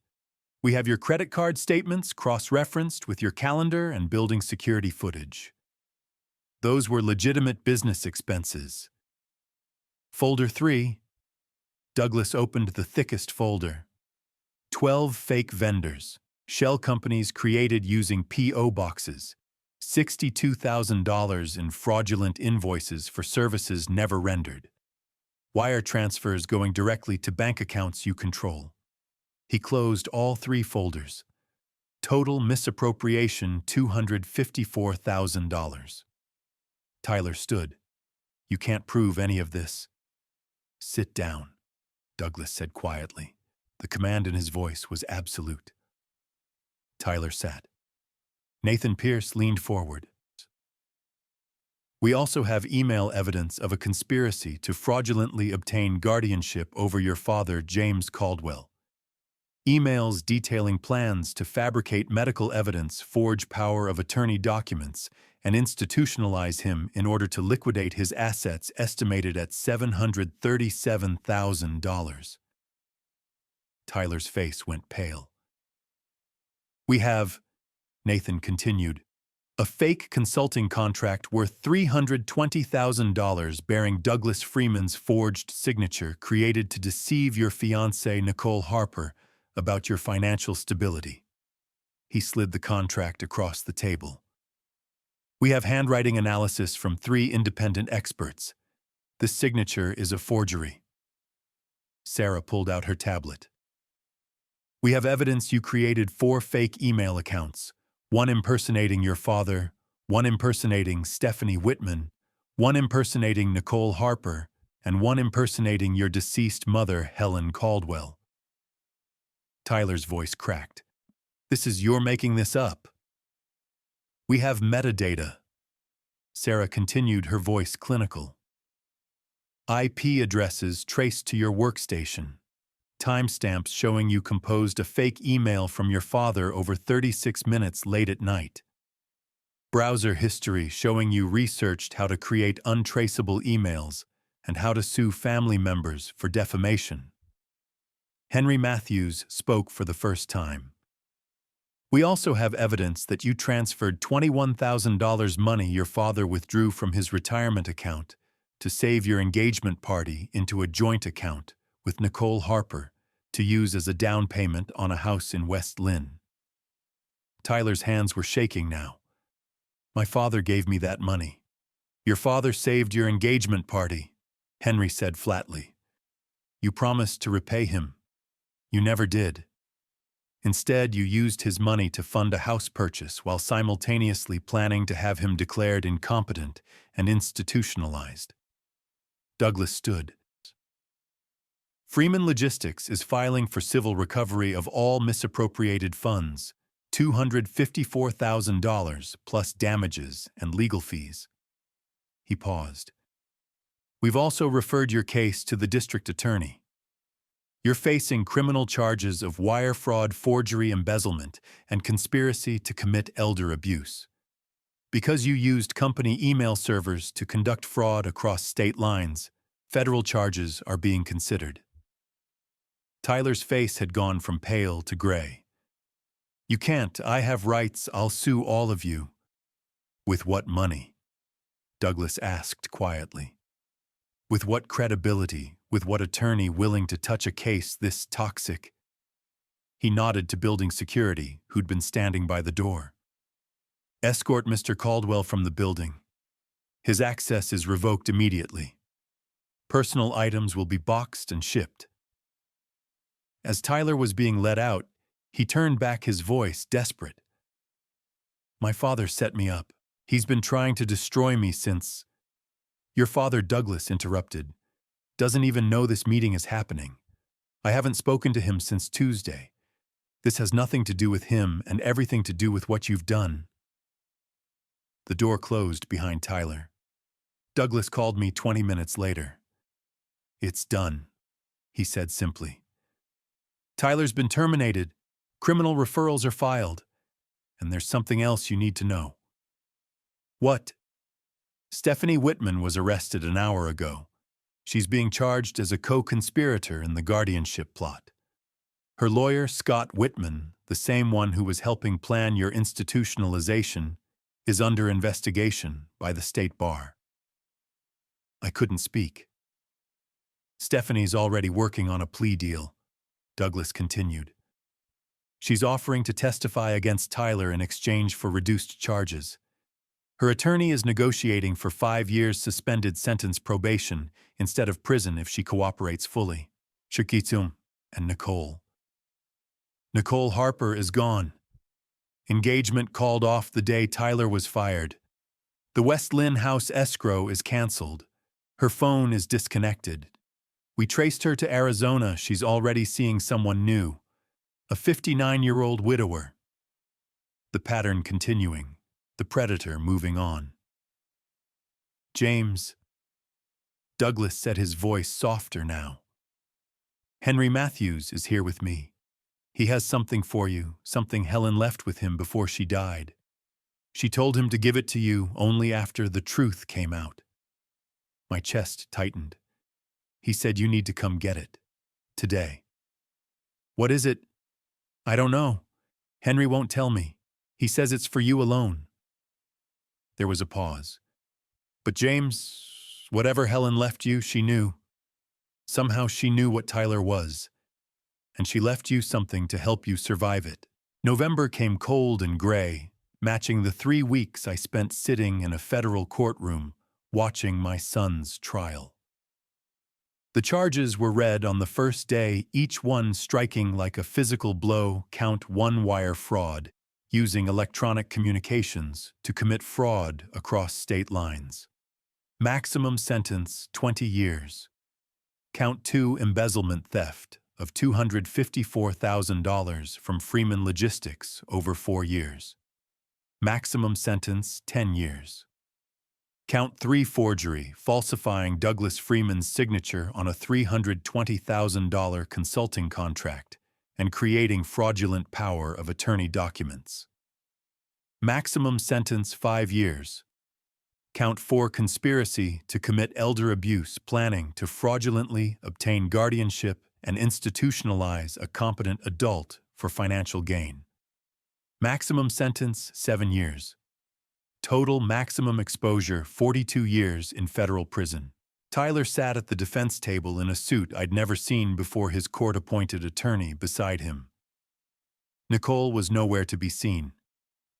Stephanie sat in the gallery on the prosecution's side, having already accepted her plea deal. The witnesses came one after another, each testimony building an inescapable wall of evidence.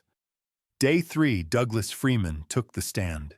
He explained the 2009 crisis, how I'd saved his company, how he'd kept my report for 15 years.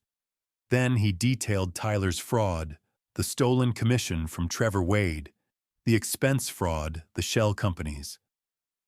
Tyler's attorney tried to argue it was aggressive accounting and management discretion. Douglas's response was devastating. Submitting fake invoices from companies that don't exist isn't accounting. It's theft. Day 5, Trevor Wade testified.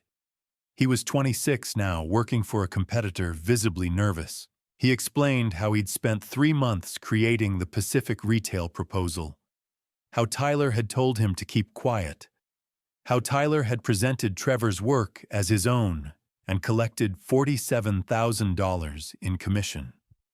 Under cross-examination, Tyler's attorney tried to suggest Trevor was bitter about not getting promoted. Trevor's response was simple. I'm not bitter. I'm telling the truth. Tyler stole my work. Day 7. Nathan Pierce, the forensic accountant, spent 6 hours walking the jury through spreadsheets, bank statements, and wire transfer records. He showed how Tyler had created 12 fake vendors, how the money had flowed to accounts Tyler controlled, how the pattern was systematic and deliberate. Day 9. Sarah from IT Security presented the metadata evidence, the fake email account impersonating me, the 36 minutes Tyler spent crafting it, the 7 drafts, the browser history showing searches for how to create fake email and can emails be traced. The jury watched Tyler's face as Sarah displayed his own search history on the courtroom screens. He looked away. Day 11. Stephanie Whitman took the stand under her plea agreement. She testified about the guardianship plot, the emails, the timeline, the plans to fabricate medical evidence, the memory care facilities they'd researched, the lawyer Scott Whitman, who'd agreed to help for 15%. She read Tyler's own words aloud. Keep Dad in the facility long enough that any legal challenge becomes moot. The courtroom was silent. Day 13. I took the stand. The prosecutor asked me to explain what I'd discovered, the $21,000 I'd transferred from retirement to save Tyler's engagement party. Tyler's promise to repay me the money disappearing into a joint account with Nicole for a house down payment. I explained the vendor contracts I'd negotiated, the crises I'd solved, the humiliation at the engagement party, when Tyler called me a freeloader who'd contributed nothing. Tyler's attorney tried to suggest I was exaggerating, that family conflicts were being blown out of proportion. The prosecutor showed the jury my bank statements, the $21,000 withdrawal, the confirmation emails to the photographer, and banned Tyler's text, promising to pay you back by Friday. Did he pay you back? The prosecutor asked. No, I said. Did he ever intend to pay you back? I looked at Tyler. He wouldn't meet my eyes. No, I said.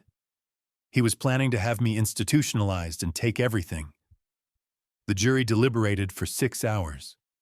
When they returned, the forewoman stood.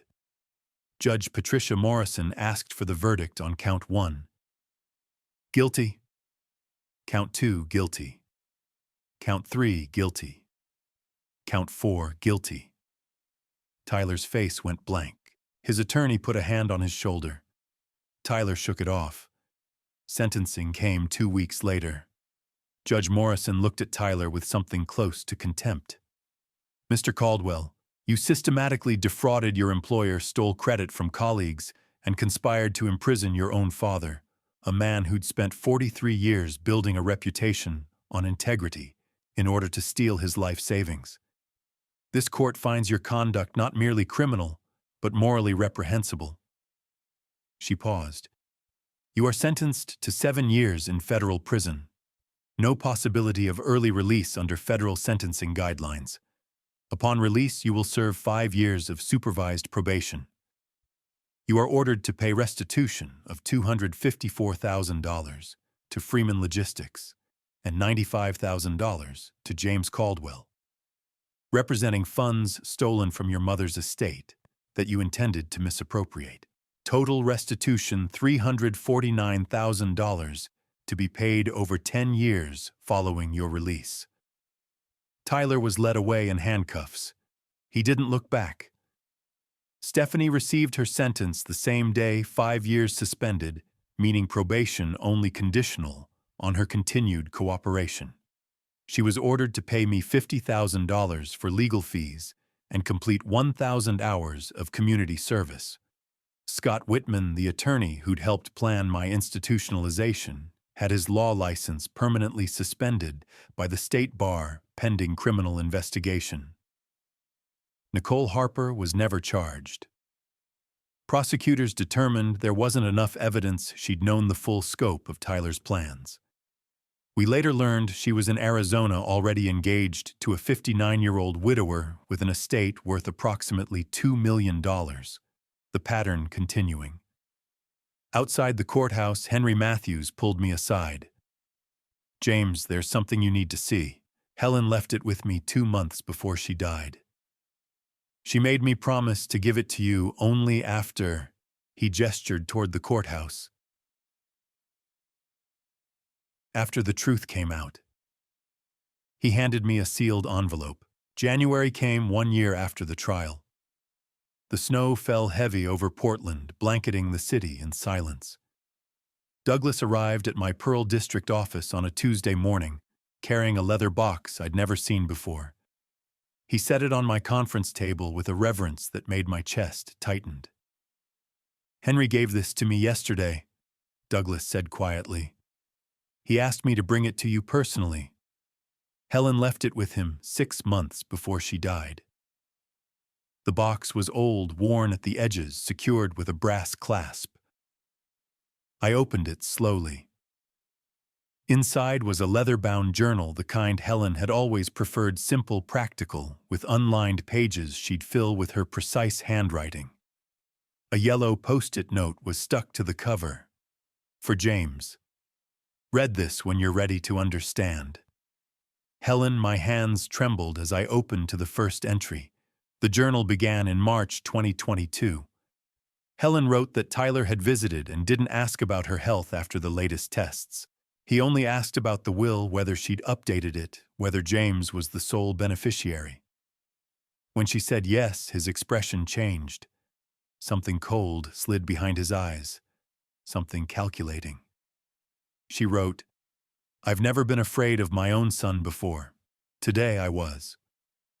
By June, Stephanie had called asking if James had financial planning documents readily available. Helen noted, "I'm 68. James is 63. We're not that old. Something is happening." In September, Helen hired a private investigator. She knew how it sounded paranoid crazy, but she needed to know what Tyler and Stephanie were hiding. The PI report came back in November. Tyler was committing expense fraud at Freeman Logistics' systematic deliberate theft over multiple years. Stephanie had been contacting lawyers about elder guardianship petitions. They were researching memory care facilities. Helen wrote, "My son is planning to imprison my husband." I read that sentence 3 times. I still can't believe I wrote it. In January 2023, Helen confronted Tyler directly. She asked about the fraud, about the guardianship research. He denied everything. Told her she was paranoid, that she needed help, that she was imagining things because of cancer medications. But she saw the truth in his eyes, the way they went flat when she mentioned guardianship, the way his jaw tightened. She wrote, "He's not my son anymore. He's a stranger, a dangerous stranger." Then came the entry that broke me. March 8, 2023. Helen made her decision, the hardest decision of her life. She wasn't going to tell me what she knew. If she told me, I wouldn't believe her. I'd think she was confused, that the cancer had affected her judgment. I'd defend Tyler, make excuses, rationalize everything. Because that's what I did. I saw the best in people even when they didn't deserve it. She wrote, "James needs to see the truth for himself. He needs to experience Tyler's betrayal firsthand. Only then will he believe it. Only then will he be able to break free." By May, Helen had decided to ask me to help Tyler one more time. She'd frame it as her dying wish that I give Tyler another chance, that I be there for our son. She knew I'd agree because I loved her, and she knew Tyler would betray me. He couldn't help himself. She wrote, "This is the cruelest kindness I've ever offered my husband, but it's the only way he'll finally see." The August entries were written as she was dying.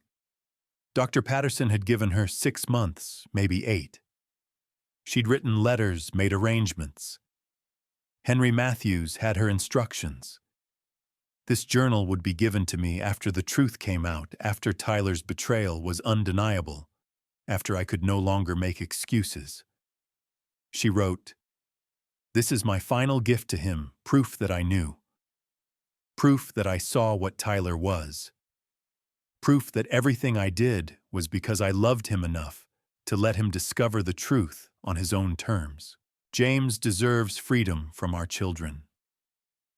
The final entry was August 28, 2023. Helen had seen Tyler that day. He'd asked again about the will, about my retirement accounts, about the house appraisal. He had no idea she knew everything. No idea she'd documented everything. She wrote about a dinner Henry would organize after the trial, after Tyler was sentenced, after the full truth was public. At that dinner, I would see clearly who stood with me and who didn't. Who in this family deserved my loyalty and who had only ever taken from me. She wrote, "That's when he'll know who to cut away. That's when he'll finally be free. I won't be there to see it, but I'll have given him the tools to survive it."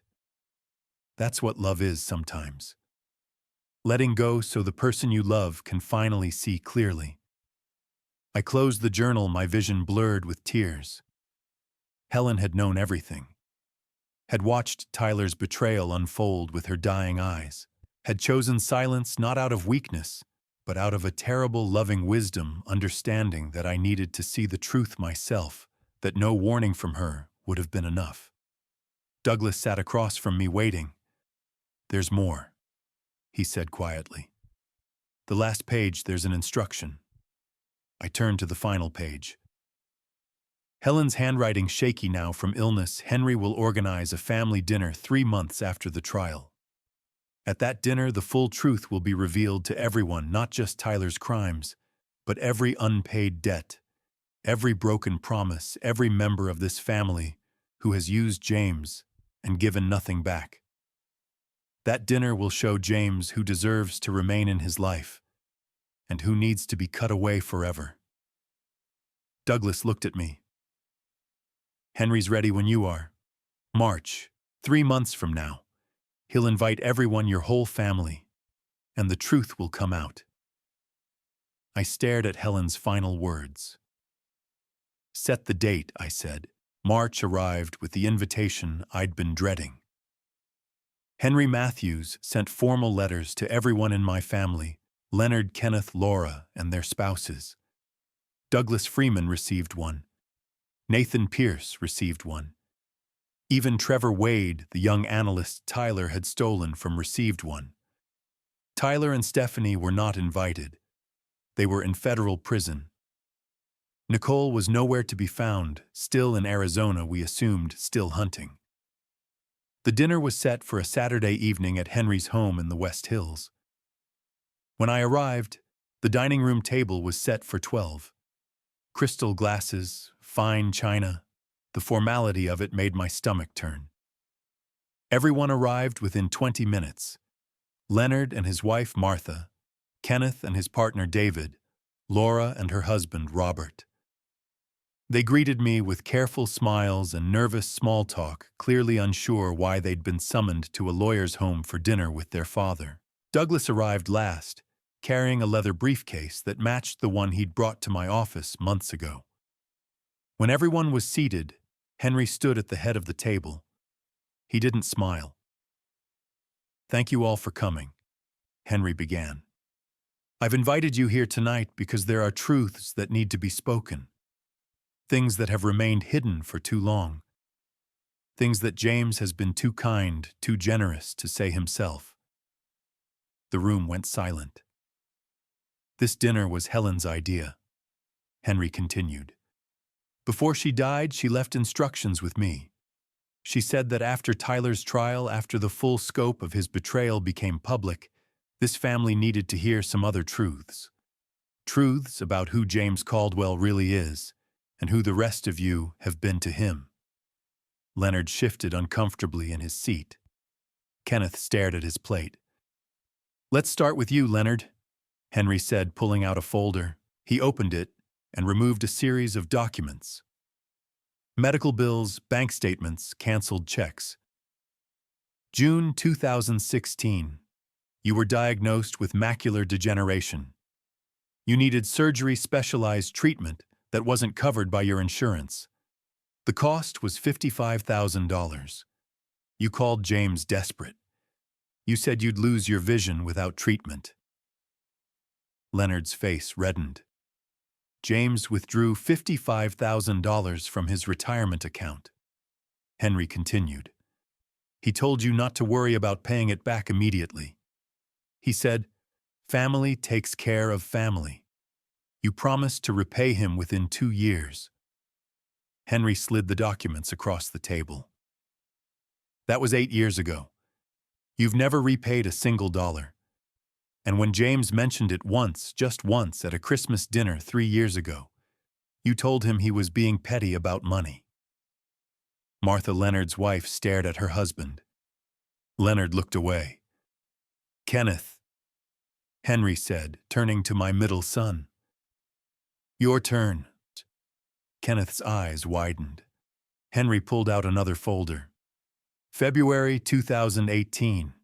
You wanted to start a business, a coffee roasting company. You needed startup capital. Banks wouldn't loan to you because you had poor credit.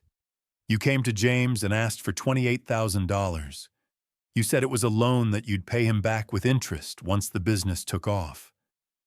Henry showed the bank statement, my withdrawal of $28,000 transferred to Kenneth's business account.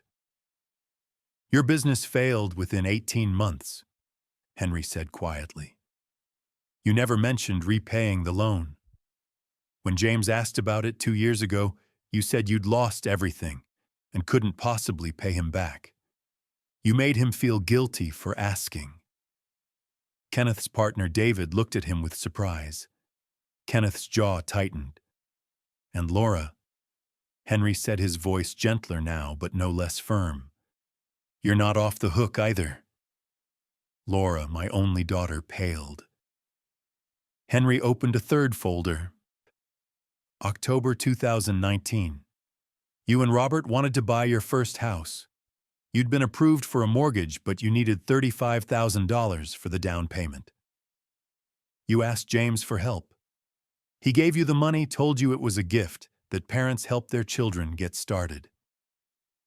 Henry showed the bank transfer. But 6 months later, when James was struggling with his own expenses after Helen's cancer diagnosis, you told him you'd pay back the loan when you could. You turned his gift into a debt, but only when it was convenient for you. When he needed help, you said you couldn't afford to repay him. But you and Robert took 2 European vacations in the past 3 years. Laura's eyes filled with tears. Robert looked stunned. Henry closed all 3 folders and stacked them neatly. Let me summarize, he said. Leonard, $55,000 for surgery, never repaid. Kenneth, $28,000 for business startup, never repaid. Laura, $35,000 for house down payment, never repaid. He wrote the numbers on a notepad and held it up. Total, James has given to his 3 children $118,000. Total amount repaid $0. The silence in the room was suffocating.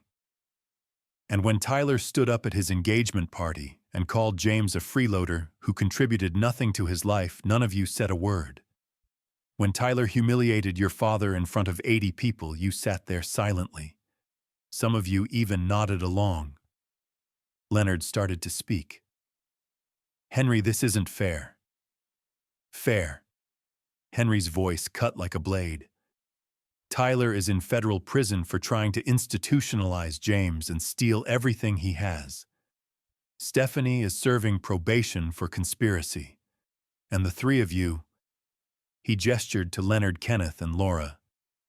You've spent years taking from James and giving nothing back. Douglas stood and placed his briefcase on the table. He opened it slowly. But that's not all, Douglas said quietly. Because Tyler wasn't the only one who betrayed James. He's just the only one who committed crimes. He pulled out a thick folder and set it in the center of the table. There's more you all need to hear. Henry opened the thick folder Douglas had placed on the table. Inside were bank statements, email printouts, and legal documents, all marked with highlighter and sticky notes. What you've heard so far, Henry said quietly, is about debts unpaid and kindness unreturned. What you're about to hear is about theft, conspiracy, and betrayal at a level that goes beyond anything Leonard, Kenneth, or Laura have done. He pulled out the first set of documents, bank statements, from Helen's retirement accounts. Helen Caldwell died on March 18, 2024. She left her entire estate to James, approximately $95,000 in retirement accounts, plus personal property. The probate was straightforward. Everything was documented. Henry slid the statements across the table. Except that $75,000 disappeared from Helen's accounts within 2 weeks of her death, before probate even opened. The room went dead silent. Tyler and Stephanie accessed Helen's accounts using power of attorney documents they'd convinced her to sign months earlier. They told her it was just in case something happened, and James needed help managing things. Helen signed because she trusted them. He showed transfer records. $75,000 moved from Helen's retirement accounts into an account controlled by Tyler and Stephanie. The transfers were dated March 22nd and March 24th, just days after Helen's death.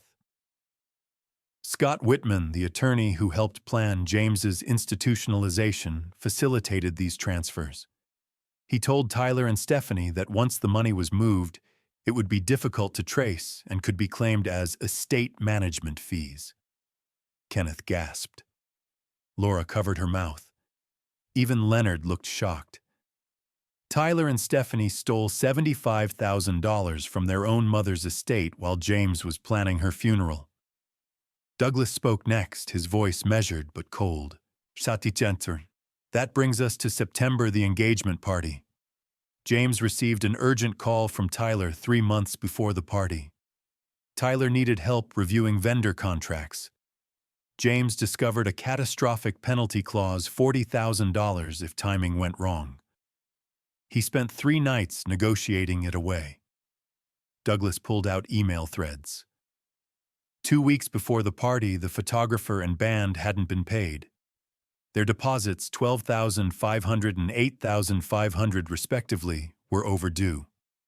Total $21,000. Without those deposits, the party would have been canceled. He showed my bank statement, the withdrawal of $21,000 from my retirement account.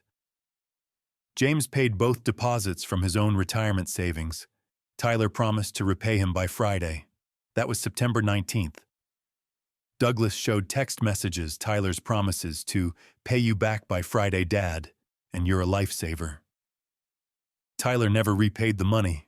Instead, he transferred it into a joint account with Nicole Harper and used it as part of a down payment on a house in West Lynn. Douglas looked around the table. And then, at the engagement party James had saved with his own retirement money, Tyler stood up in front of 80 people and called his father a freeloader who'd contributed nothing. He said James had never helped him with anything. He said he and Nicole had planned everything themselves. Laura was crying now. Kenneth stared at the documents in disbelief. But even that wasn't the worst of it, Henry said. He pulled out the final stack of papers, email printouts with Freeman Logistics headers. These are emails between Tyler Stephanie and Scott Whitman. They detail a conspiracy to have James declared incompetent and institutionalized in a memory care facility against his will. He began reading excerpts aloud, his voice steady but filled with quiet outrage. Tyler to Stephanie, October 2nd. Dad's house recent appraisal $450,000. Retirement accounts around $287,000. Total $737,000. If we move fast, we're looking at that much before any care costs. Stephanie to Tyler, October 4th. Memory care facilities, Evergreen charges $8,200 per month.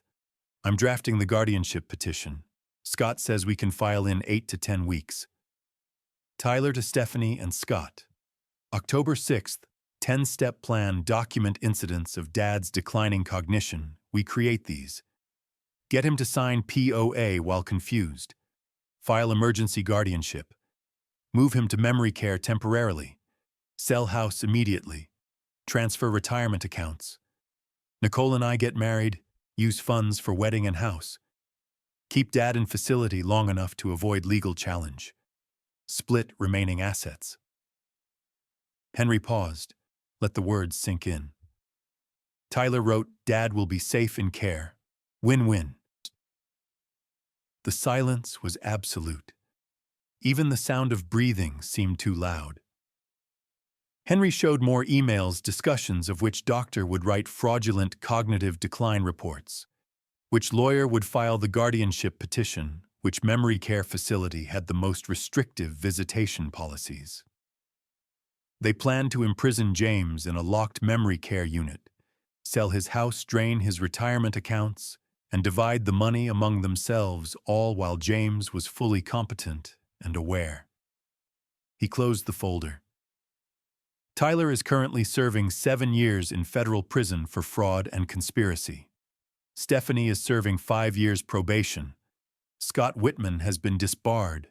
Nicole Harper fled to Arizona. Henry looked at Leonard, Kenneth, and Laura.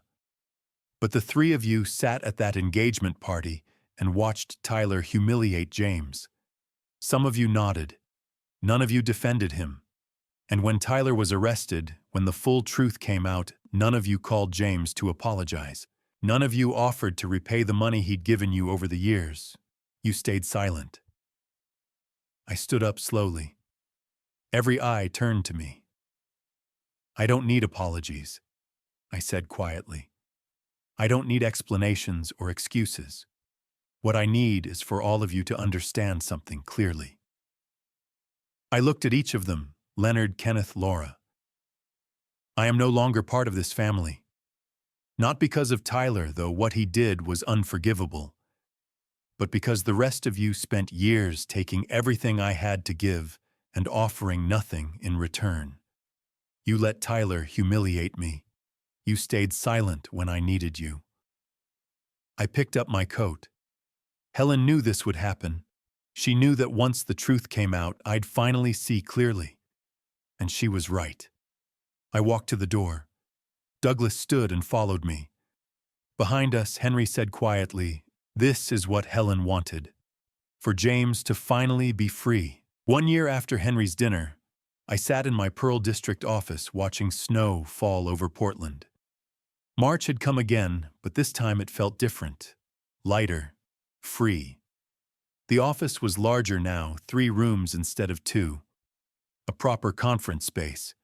New filing cabinets organized by client, not by crisis. On the wall behind my desk hung a framed photograph of Helen from our 20th anniversary, her eyes bright with joy. Beside it hung her final letter, the one I read every morning, "James, you deserve freedom. Don't look back. Live for yourself." My phone buzzed. A text from Douglas. "Dinner tonight, Henry's joining. Nathan wants to come too." I smiled and typed back, 7 o'clock. I'm buying. The past year had been a deliberate rebuilding, not of what I'd lost, but of something entirely new. Freeman Logistics had offered me an equity stake 6 months after Tyler's sentencing, 20% in a new consulting division, $320,000 annual salary plus performance bonuses. My role helped small businesses restructure and stabilize the way I'd helped Freeman in 2009. I'd accepted. Not just for the money, though financial stability mattered after Tyler had drained $21,000 from my retirement. I'd accepted because it felt right, working with Douglas, building something based on integrity rather than obligation. The clients came steadily. Small logistics companies drowning in debt. Family-owned warehouses with accumulated expenses they didn't understand. Regional distributors whose founders had died, leaving children too proud to ask for help. I did for them what I'd done for Freeman. Analyzed expenses, negotiated with creditors, found the hidden recoverable costs, duplicate licenses, auto-renewing contracts, insurance on equipment long sold.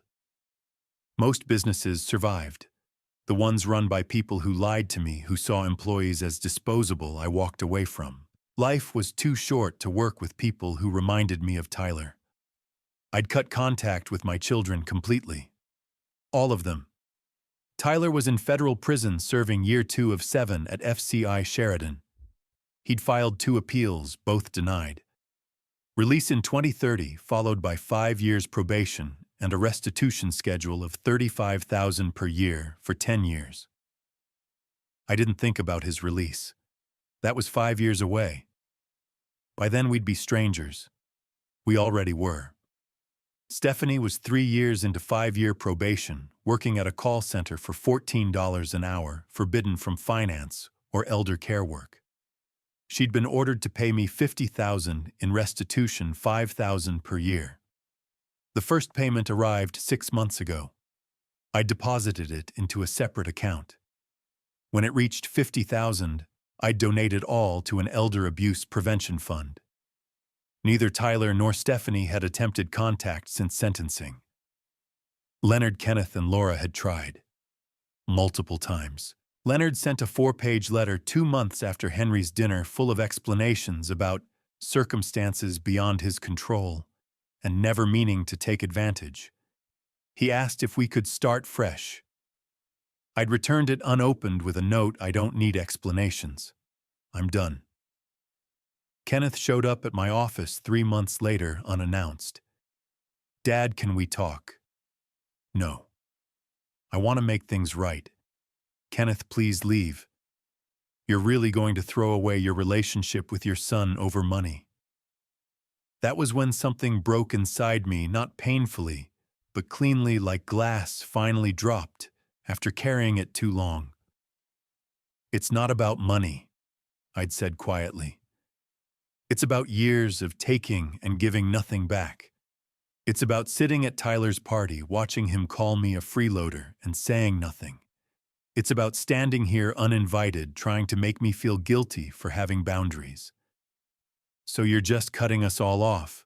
Yes, please leave. He'd called me cold, unforgiving, said I was becoming bitter. I'd held the door open until he left. He hadn't tried again.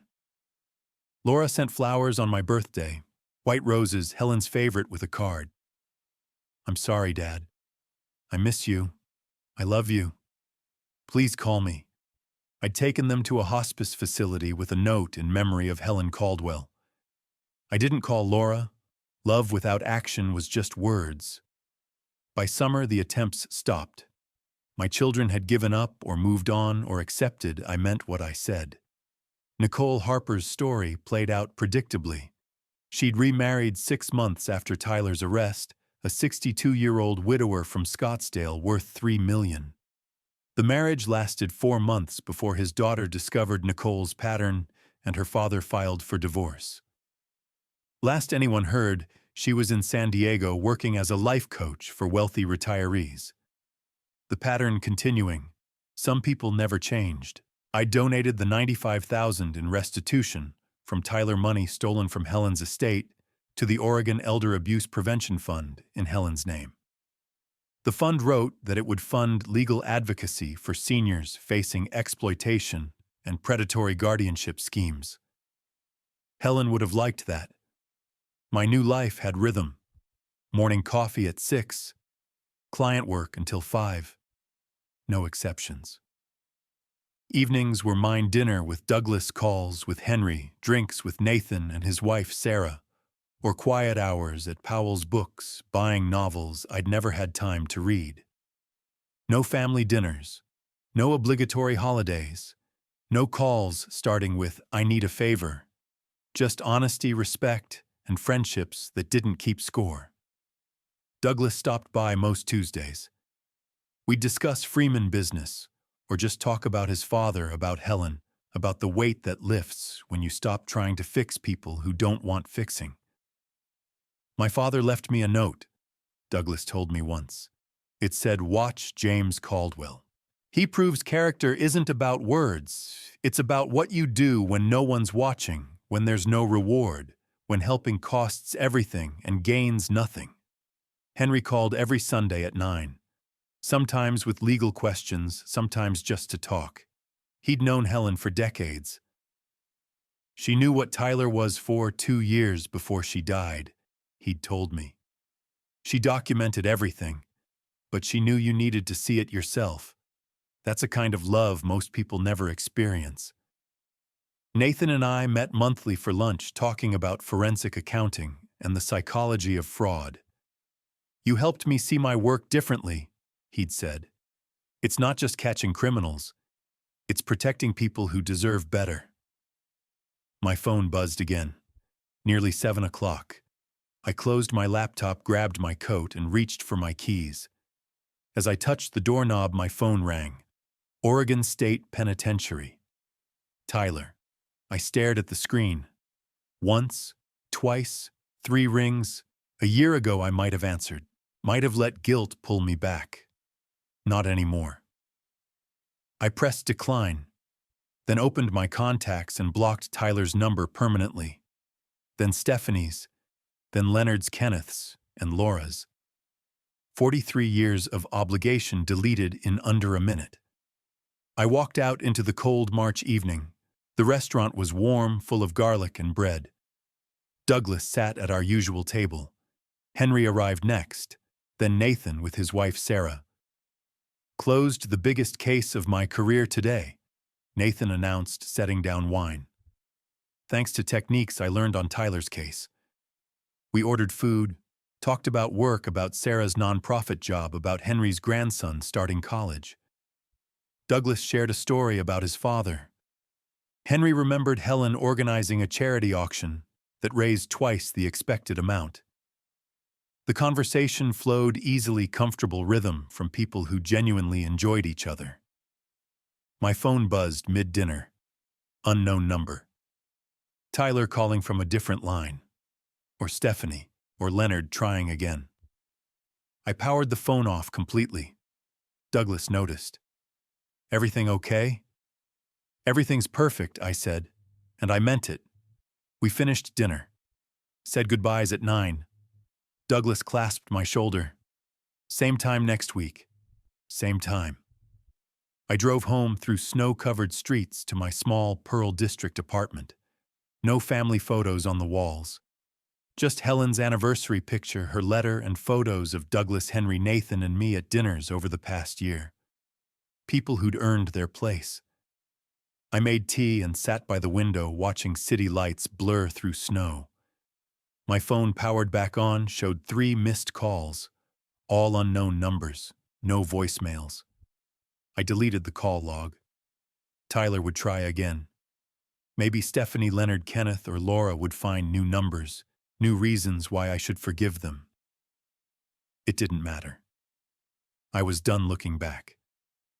Helen's letter sat beside me. I picked it up, read it one more time. Be free. I was. Looking back at everything I can see now, what I couldn't see for 43 years, enabling isn't love. Sacrifice without boundaries isn't virtue. It's self-destruction. If there's one thing I'd tell anyone who sees themselves in my story, it's this: don't be like I was. Don't spend decades pouring yourself into people who only take. Don't mistake obligation for love. Don't wait until someone tries to destroy you to finally see who they really are. God gave us discernment for a reason. Helen understood this. She saw what Tyler was long before I did. She knew that sometimes the most loving thing is stepping back and letting people face consequences. The Bible says, honor your parents, yes, but nowhere does it say children have the right to destroy them. I spent years believing family meant enduring anything, forgiving everything, sacrificing without limits. But God also gave us wisdom to recognize when someone exploits grace rather than receives it. There's a difference between helping genuine need and enabling someone who sees your generosity as weakness. The hardest lesson: you cannot save people determined to destroy themselves and you. Tyler made his choices. So did Stephanie, Leonard, Kenneth, and Laura. I didn't cause their failures. I couldn't fix their character. And by God's grace, I finally found strength to walk away. Helen's final gift was permission to choose freedom over obligation. She knew sometimes love means letting go, letting people face truth without your intervention, letting God work in ways your presence prevented. I'm 69. I've lost most of my family, but I've gained something more valuable: peace, integrity, freedom. God doesn't call us to be doormats. He calls us to be wise. Thank you for journeying with me to the end. Share your thoughts in the comments. Have you ever had to set firm boundaries with family? If this resonated, pass it along to someone who needs to hear it. Please note, this story includes dramatized elements for reflection and learning. If it doesn't serve you, I respect your choice to seek content that does.